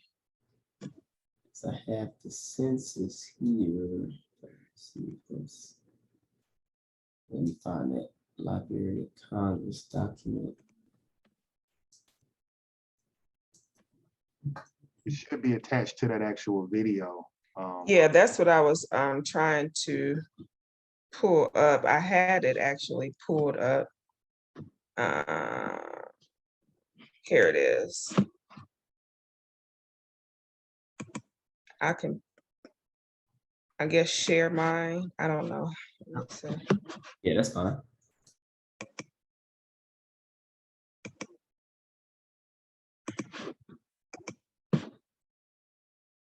Boom. Hold on one second. It was about right here. Oh, you didn't attach the link underneath in the description to pull up the link? Hold on, let me see. I can do that. Boom. There we go. This here? Mm-hmm. It should be at the bottom. Yep. Where it says right Uh, here? Go to the next page. Is it on that page or the next page? It should be at the top of the next page. That's it.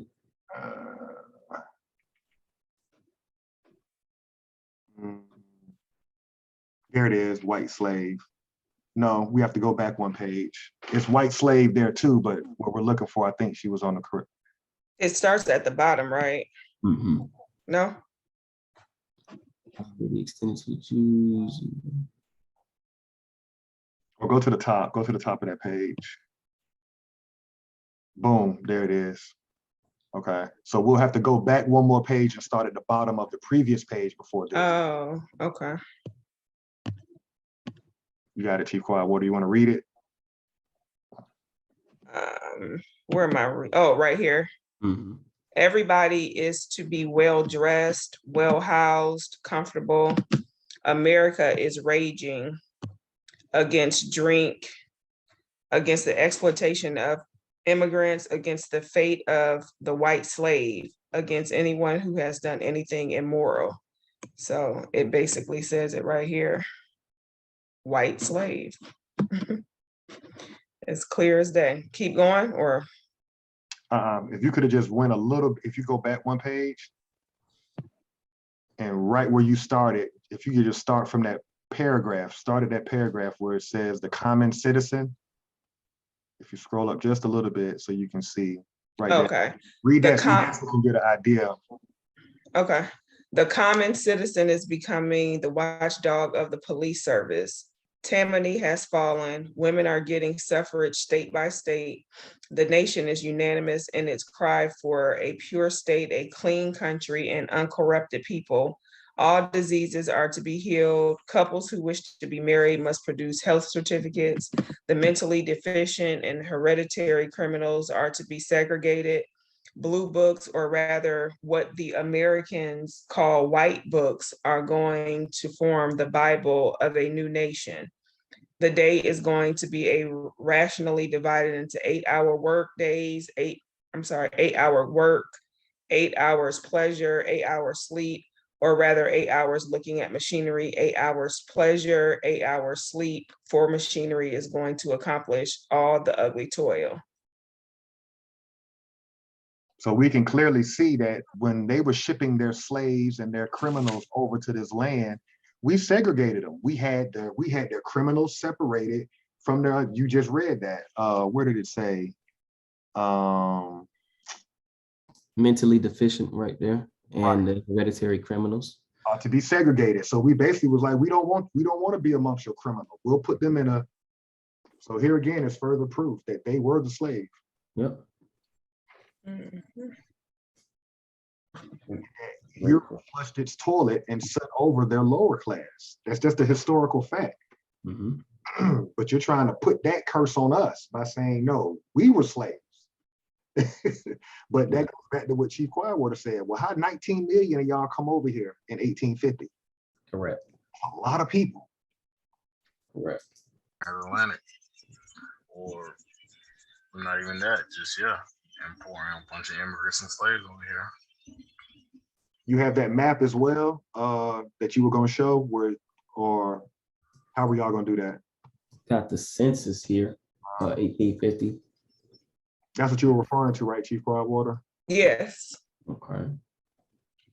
And we see here whites, 19 million.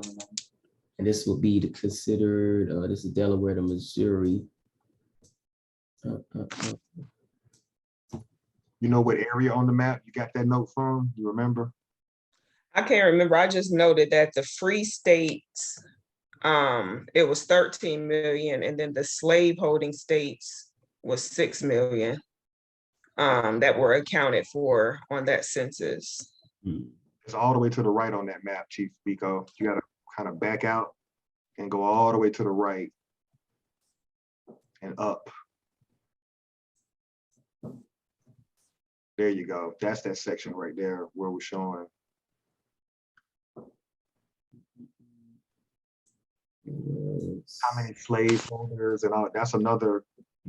They told it in reverse, but even the idea that all of them was on plantations, that's just unrealistic because most of them didn't have a lot of slaves working on their land anyway. Correct. Like she said it here, 16 free states with white population of 13, and 15 slave states with a white population of 6. So that 19 million right there. And then again, as he was just alluding to, majority of the holders had less than 10. Less Wow. than 10. Right. So if you divide 19 million into 80,000, that tells you a lot of people didn't have slaves. Mhm. Yeah. So this idea that people that look like us get in front of us on TV and tell us that every last single one of us was a slave. How? Not true. How? Yeah. Not true at all. Not true at all.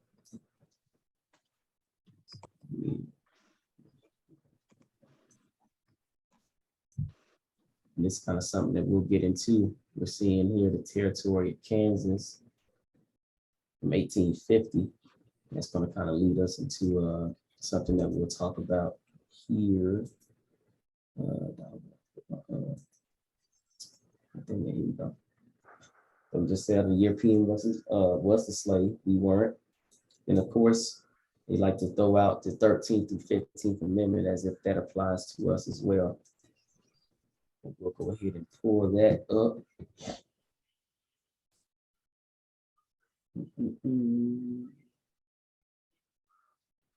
All right.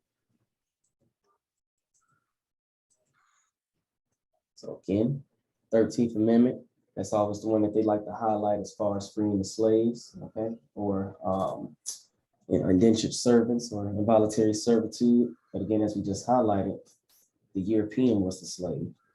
And that can even rhyme with the Civil Rebellion in regards to why they were fighting against themselves, because they're like, hey, we have these, the Europe's trash working and toiling these lands. We're not trying to give that up or give them rights that's going to hurt our pockets in regards to that. But as we see here, neither slave nor involuntary servitude, except as a punishment for crime, whereof the party shall have been duly convicted, shall exist within the United States or any place subject to their jurisdiction. So again, it's just a 13th Amendment here. Wait a minute. Chief Quietwater just read how they segregated their criminals when they came over here. Mm-hmm. So who's to say that as soon as they came off that boat and landed in the new land, they already knew that they was a criminal coming from Europe, so they just reconvicted them on that same crime here and put them into slavery. Mm-hmm. It didn't happen, which is how you get them rebelling against the government. Like, it's almost, damn, I hate this. Okay, it's kind of like, let's say you got a 30-year sentence in Europe.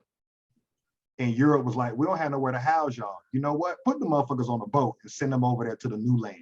Mm-hmm. When they got over here, that sentence came with them. Mm-hmm.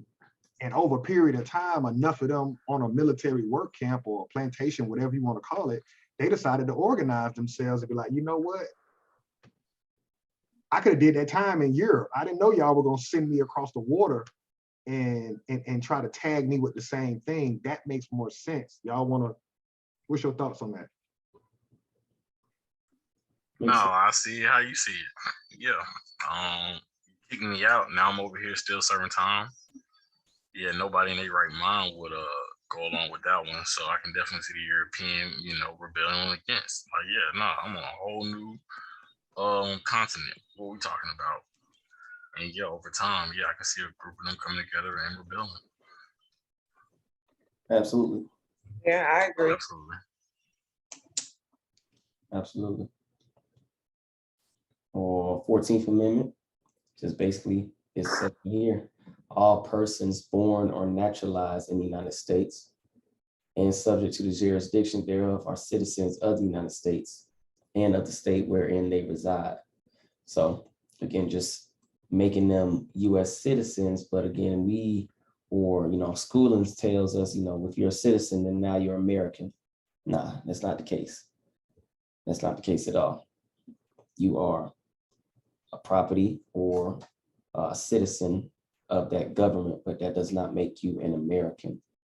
And that just kind of breaks down into, again, that all persons born or naturalized. So they know they're Europeans coming over into the Americas, and then Naturalization Act saying basically got to be over here for 5 years, meet these certain criteria, then you can become a US citizen. But again, this doesn't highlight anything regarding our group of people. Because again, we weren't even in this government or made citizens of this government until what, 1965. So we see in here, 1868 is when this was ratified. We saw that there's no Civil War. So we're not the slaves. So who are these amendments actually for? The European. And keep in mind, it wasn't 50 states back then. So I think another problem is like when they say United States, you're thinking as it is in 2022. In 68, they had a little bit more than 13 estates. Correct. You know what I'm saying? So we gotta remember that too. So yeah, they're only talking about those that they can account for. And it makes sense. You know who you put on the ship in Europe, and you know who got off the boat in America. That's the only way that they're going to account for who their US citizens are. Yeah. Great point. Great point. And the last one, Amendment 15, basically the right of the citizens of the United States to vote shall not be denied or obliged by the United States or by any state on account of race, color, or previous condition of servitude. Now that just makes more sense, right? In regards to who they're talking about. We just said they're just emptying their debt of prisons, or they're just bringing their scum, they're segregating them by their criminals and pretty much they're mentally ill. So they're just saying, okay, we're not going to discriminate based off of any of these factors, based off of, if you're a darker European color, if you're Irish instead of, from England or from Britain, we're not going to discriminate against that. Or if you were, paid off your debt from, whatever debt of prison you came from, we're not going to, discriminate on that. So you'll still have the right to vote. And again, this doesn't apply to us because the American didn't have the right to vote until 1965. So where or why do we get off thinking that, the 13th through 15th Amendment actually applied to us when the documents say that it didn't?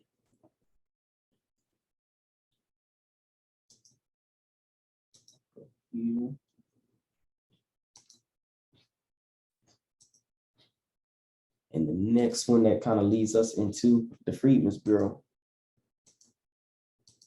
Now just highlight exactly who were the freedmen. We always think Freedmen's Bureau, 40 acres and a mule, but that really wasn't the case in regards to that being given to our people.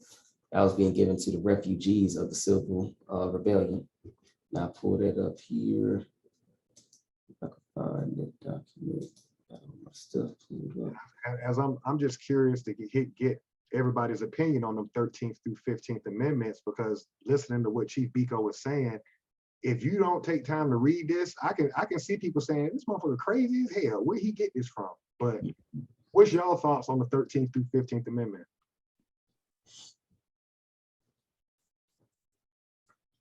We were lied to, or not even that we were lied to. We kind of just put ourselves in that predicament, thinking those apply to ourselves, to us, to our group, knowing again that we the people sound good, but it ain't for you.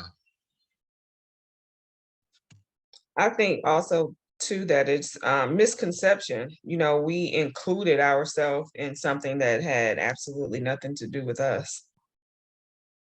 Crazy out here right now. Absolutely. Absolutely. And it just continue again, just trying to find where we fit in this picture. And it's like, we had our own picture. So you're not going to see us in this picture. We're trying to look at somebody else's family picture and say, is that where we come from? We don't come from any of these fuckers in this picture. Our picture is over here, but it's like we're steadily trying to find ourselves because that's what we've been shown. Like, this is your forefathers, these are your family. Just even that verbiage, and it's like, okay, if that's the case, then do any of them look like you? Where do you see, where are you within that, that picture? Even this here, again, another highlight of the rebellion to continue during the present war of rebellion. So again, not civil war. They're clearly saying war of rebellion. They're calling it what it is. And again, who actually this was the purpose for? And that would be the refugees. Let me see if I could quick. How many times does rebellion pop up in this document? In this one here, let me see.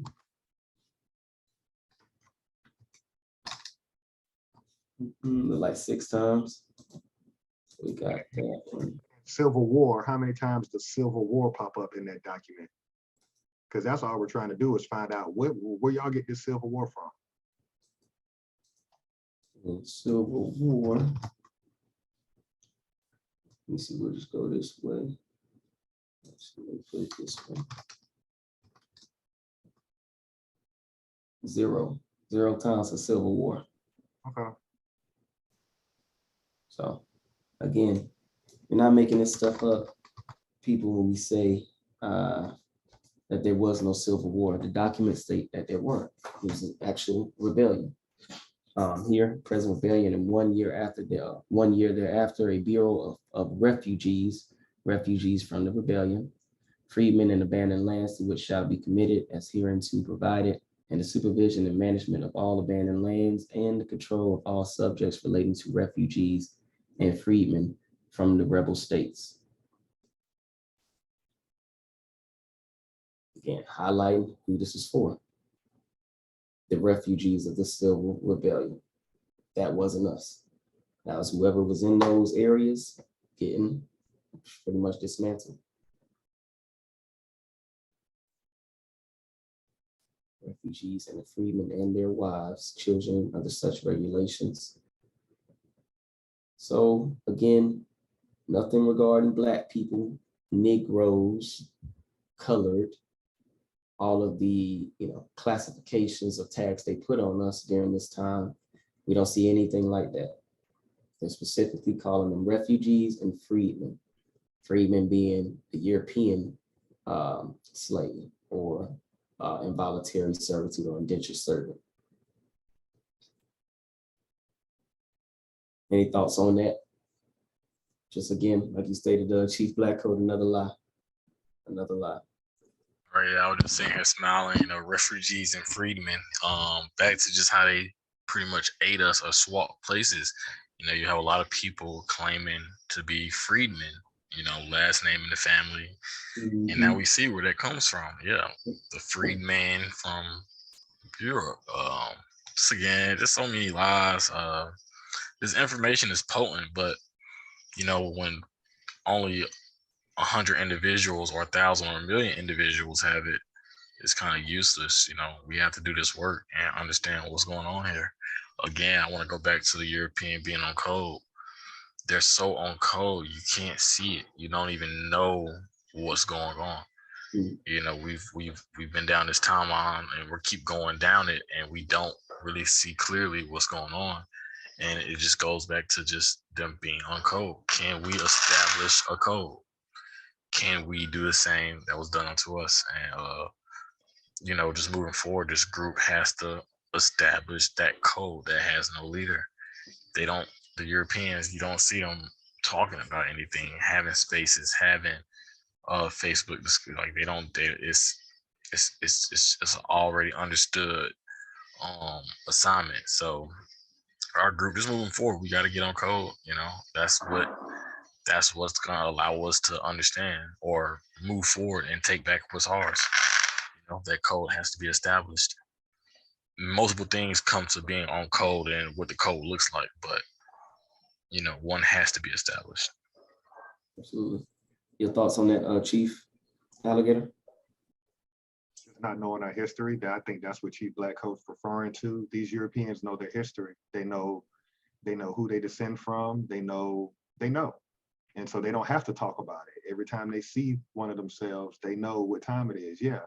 And to be honest with you, it's almost like it's like a resentment within the family. Like they don't want to go back to Europe because they knew that they were exiled from Europe. So they don't want to go back and make amends with their family in Europe. Like, no, we here now. So that's their code. Like, we're not going back. We don't have nothing to do with the queen and nothing to do with everybody, as they say, on the other side of the pond. Because y'all sent us over here. So we had to fend for ourselves. You know, we fought against you in the I think, what was that, the American Revolution that they had against their parents, which was Great Britain. Yeah, they fought off their daddy. They won. So it's kind of like, nah, we ain't fucking with y'all. Great point. Anything there, Chief Quietwater?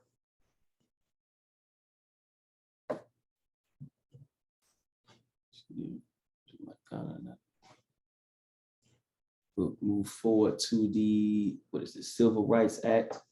And again, it's just another highlighted point in regards to who we are or who this actually applied to. Again, we just saw that the freedmen, that's not us. The civil rights thing that, you know, we always have attached to us, but isn't for us.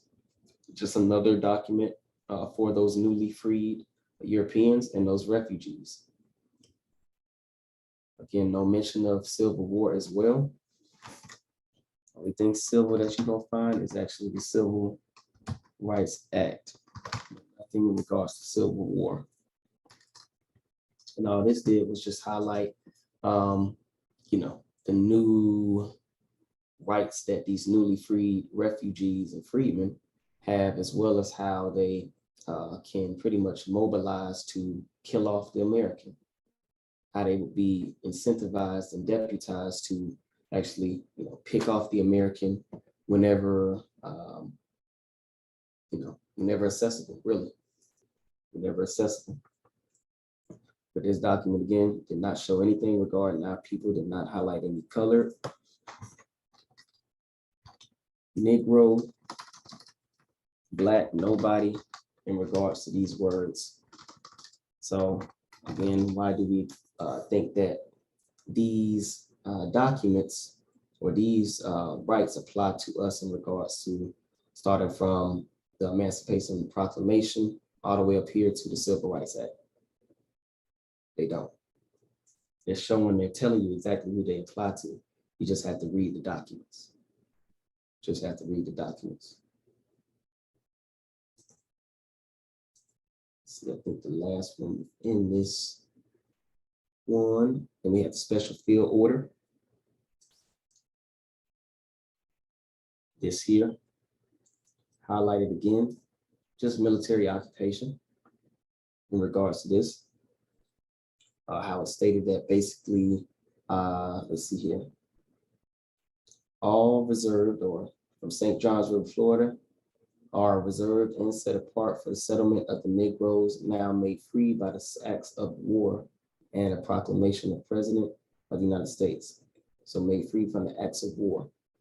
In Beaufort, Hilton Head, Savannah, Fernandina, St. Augustine, and Jacksonville, the Blacks may remain in their chosen or accustomed vocations, but on the island and in the settlement hereinafter to be established, no white person, whatever, unless military officers and soldiers detailed for duty.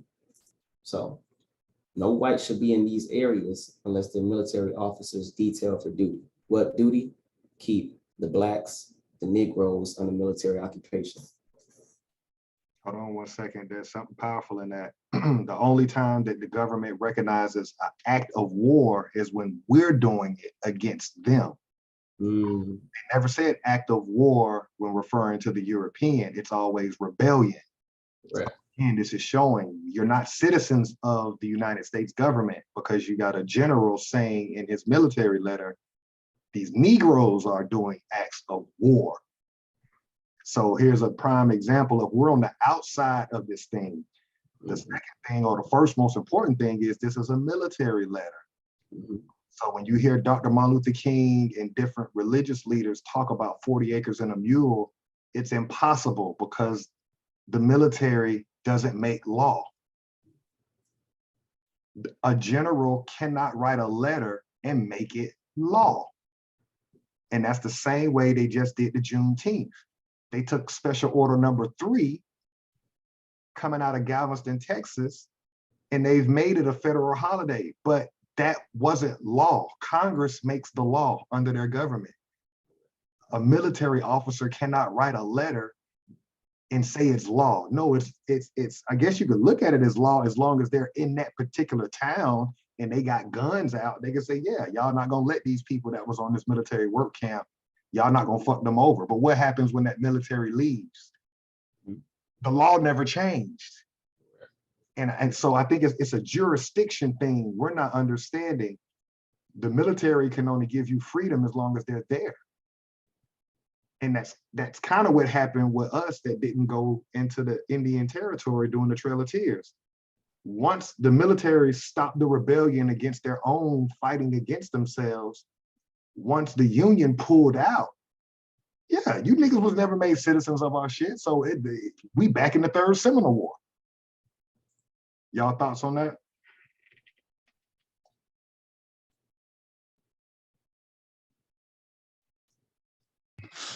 I think that it again goes back to us knowing, like you said, that Congress has to make the law.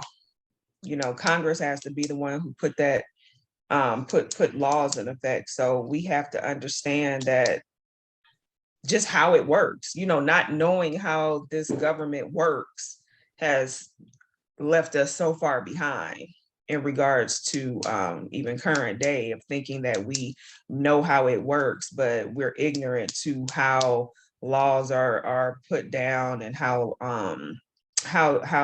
things just go without us noticing that they're changing things behind the scene, and we think that we know that what they're doing, but it goes so far over our head that we're still ignorant to where we are currently.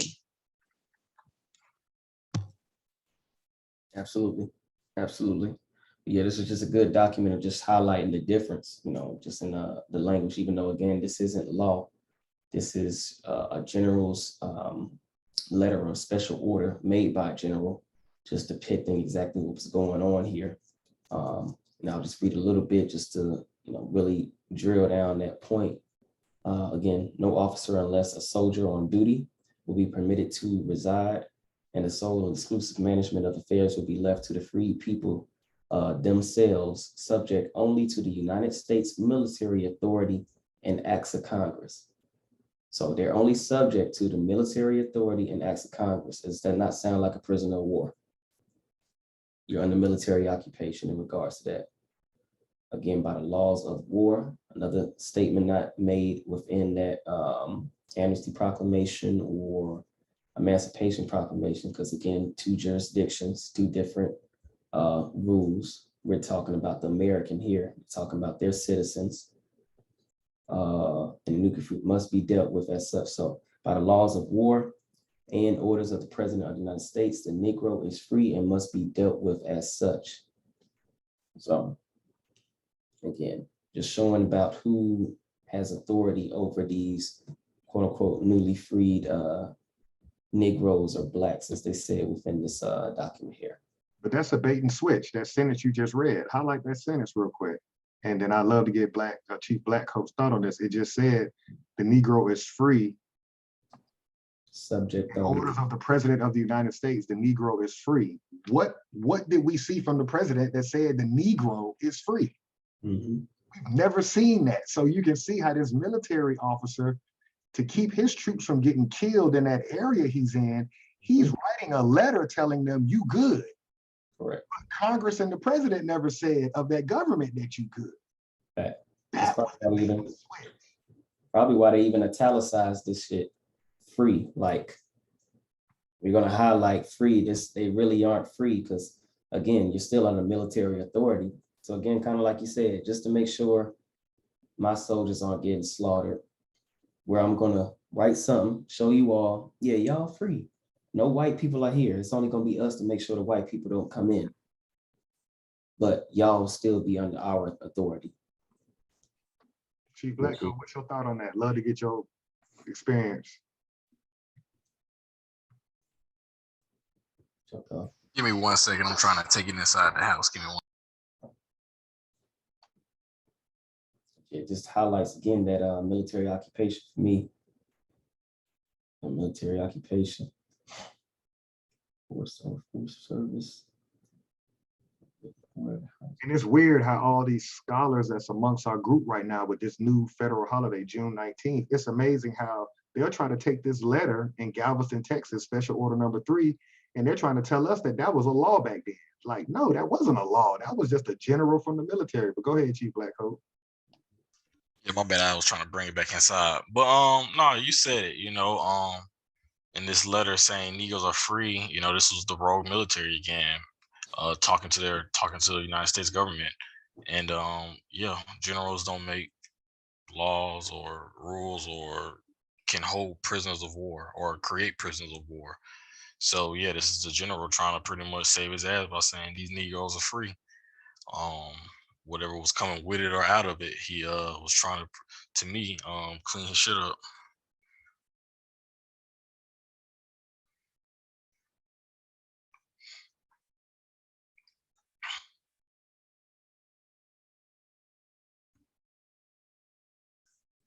Absolutely, absolutely. And just to reiterate again, this is from General W.T. Sherman, W.T. Sherman. So not a president, not executive order, again, a general. So Chief Blackcoat stated, it's not law. It's not law at all. And he was a major general, so he wasn't even a general. He's under a general, correct? Major general, yeah. Silver star or a silver oak leaf. Mhm. Who's above him? Who would be above the major general? A general. Okay, yeah, he's not even a general. That was my 1 point. star, yeah. Mhm. 1 star, 2 star. Once you get the star, just a general. But yeah, major general, he has an oak leaf. He still take orders. The last one for that quarter would have been the Indian Treaty. I have to pull up here. I know I put one of these up here, which was here. That's pretty much treaty with the Choctaw and Chickasaw. As I stated before, this was the longest document. It took us pretty much into all of the 4th quarter up until the Homestead Act. So from week 12 up to week 9, we just dealt with digging into the Indian Treaty. And as we saw here, we just saw pretty much how the land was divided. The land was divided between Choctaw and Chickasaw, who came up underneath the Choctaw and Chickasaw. It was multiple groups of people. We had freedmen, we had Africans, we had Kansas Americans, we had a multitude of different people within this document. But again, it all just highlighted that they were really pretty much, even though they classified them as Choctaw and Chickasaw nations, they were still coming up underneath the United States government. They had to still go through them to get all of their resources. So that's pretty much what highlighted and what stood out to me in regards to this document. Anybody want to piggyback off that? Can you search for rebellion real quick and Civil War?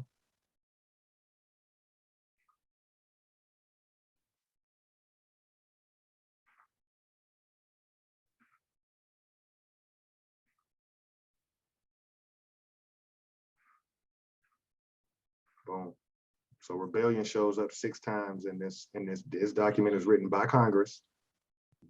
And Civil War, if you put that in, does that come up? Not at all. Again, prior to the late rebellion. But when it comes to Civil War, nothing at all. So we proved again that we've gone down the timeline. We've taken the time to do the work. We've yet to see Civil War written by a document coming from the president or Congress. So again, we're just challenging, we're just asking questions. We're just asking those scholars amongst us that do American history, where's the document that says that there was a Civil War? And don't point us to a book that one of your frat brothers, we don't want to see the book that your frat brothers wrote. No, show us the document from the president or Congress that says it was a Civil War. They can't do it.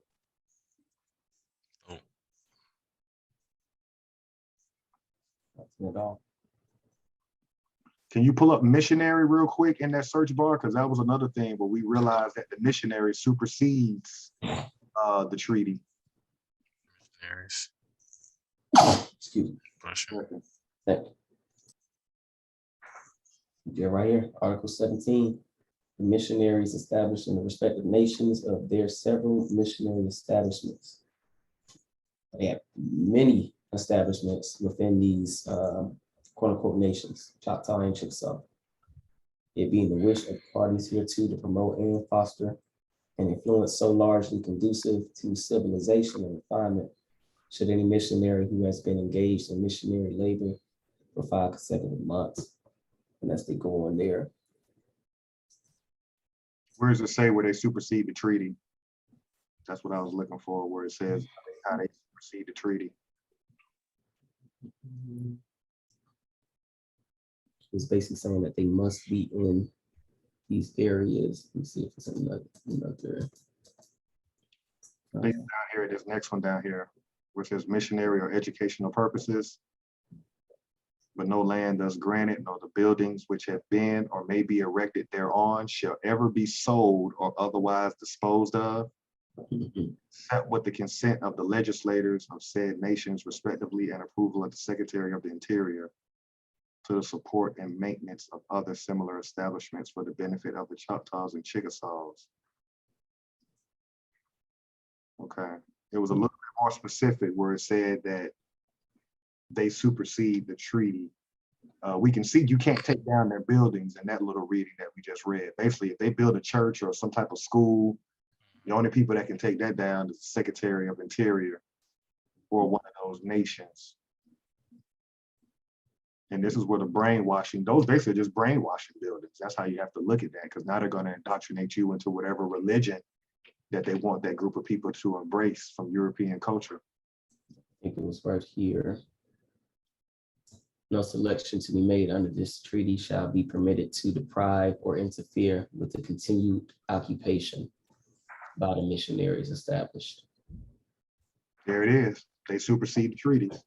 So they're lying even within their own documents saying that the treaty is supreme law of the land, not when it comes to the missionaries. Mm-hmm. Should not be deprived or interfered with. And this was a long document, but Quiet Water Chief Black Code, what jumps out to y'all or whatever y'all remember about this document? It was a lot in it. No, the missionaries was definitely the biggest point of it. Just your church leaders, your popes supersede the treaties. That was the biggest thing coming out of this document. I think that was an important point too, because current day, we live, us as a people live under that model. We have preachers as our leaders and things of that nature. Right. So I think that this definitely stands out to me too in regards to that. The religion is definitely one of the biggest things that keep us where we are with no growth.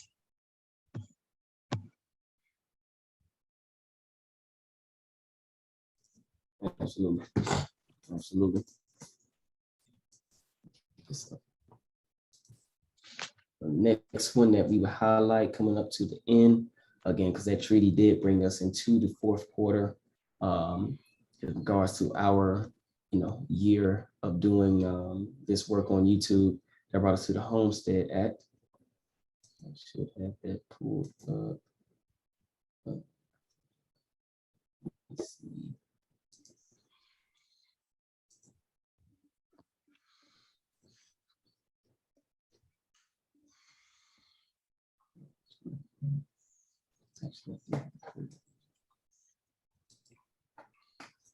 Would you have it, Chief Quiet Water, already pulled up?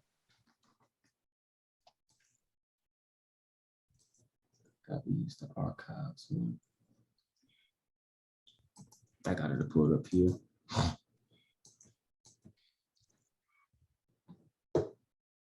And it's basically just explained again how the European being brought over here, given 160 acres, up to 160 acres. And we're able to get, pretty much after that first 80, any additional lands that touched the lands that they had pretty much been pretty much given. So again, just showed how the European got its wealth by taking our land. 160 acres per European head of household. That's crazy. That's crazy. I know this is one of the ones you said, Chief Quietwater, that really stood out to you. What's like your, I guess, your thoughts on it? Just how they really just really gave us such a small proportion of the land. I mean, how they basically they just had it down to a science in regards of who got what and how much they were going to get, and it just got smaller and smaller and smaller. And the other thing that stood out to me is how they start using the word orphan, and how that kind of, they just dumping people into that box of just unprotected and unrepresented group of people, where they wouldn't have to give them hardly anything. So that's what pretty much stuck out to me.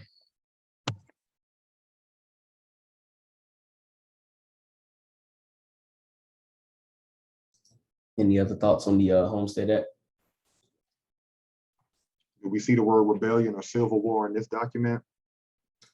This one, I don't think we did. Check here.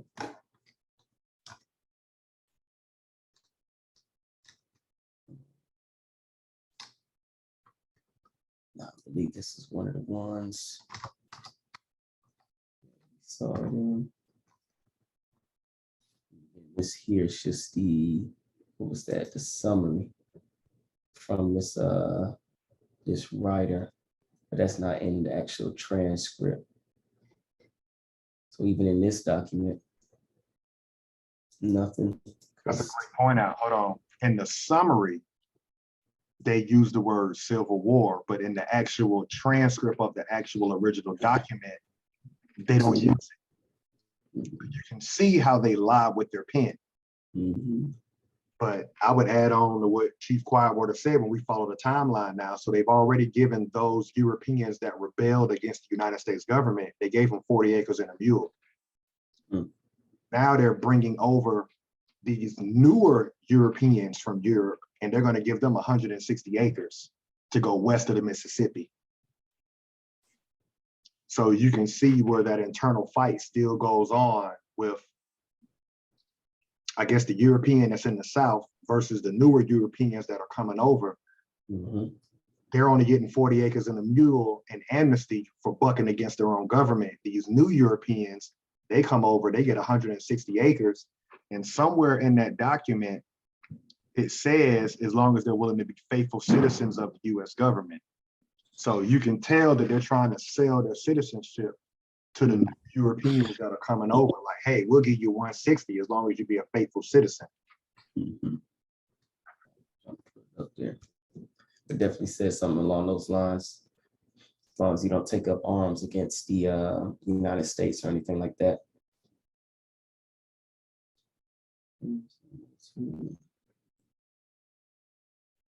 What about you, Chief Blackcoat,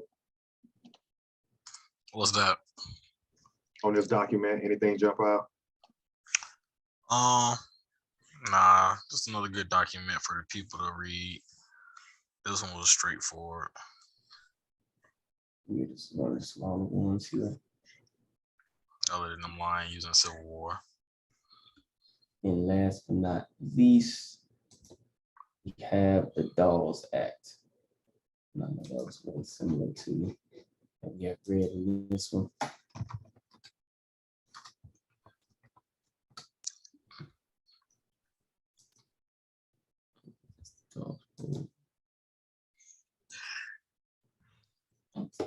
This is where we currently are at in regards to the year in. But again, here just highlighted the difference between what we just read in the Homestead Act and what was actually being given to individuals underneath the Dolls Act. We'll just go here within the summary, highlights the specifics in regards to it being divvied out 1/4 at max, to the lowest being basically 1/16 of an acre, or what they like to call sections. So here, Each head of family, 1/4. Each single, 1/8, 1/8. And the last one was the 1/16. So again, just showing you the comparison between what they're doing for the Americans versus what they're doing for the European that is fresh off the boat, just to make sure that they're filling in that Western territory. That way it can continue to expand all the way out to the other coast, basically being California.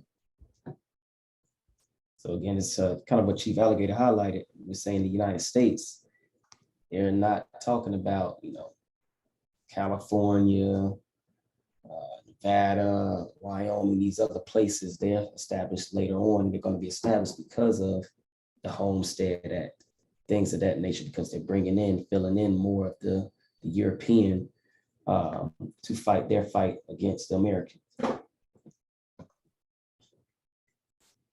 Any thoughts on that before we wrap up? Just a great show overall. I mean, we did a lot of content over the past year, so this meeting went over a little longer. Well, we doubled the time probably. But it was needed because now we have proof of claim that we're standing on. So I think moving forward, we're going to be challenging any and everybody to say, prove what comes out of your mouth. If you're saying that there was a civil war and this government fought to free us, show us the documents, because we have the proof of claim showing otherwise. That's the beauty of taking the time to do the work. Now we got documents to stand on, and we can now, like you said, when you open this thing up, there's no big I's or little U's. Your degrees and your letters before your name don't matter. Show us the documents that says that there was a civil war and this government fought one, so-called free us. We don't see that language. We don't see Negro. We don't see black, colored, in none of these documents that we just worked with. That's my thought on it. I agree. We just This had a has, good year. yeah, definitely been a great year of information, a lot of information that I definitely didn't know. And hopefully people will, it'll get some more traction of people who are able to debunk what we're saying or have a healthy dialogue in regards to the information that we provided. This was also just a healthy channel for reparations as well. We got the documents to prove who's who, what's what, where you come from, who was transported, just going back, unraveling this secret, and people will have more information on how to allow the reparations, and that's a part of this channel as well.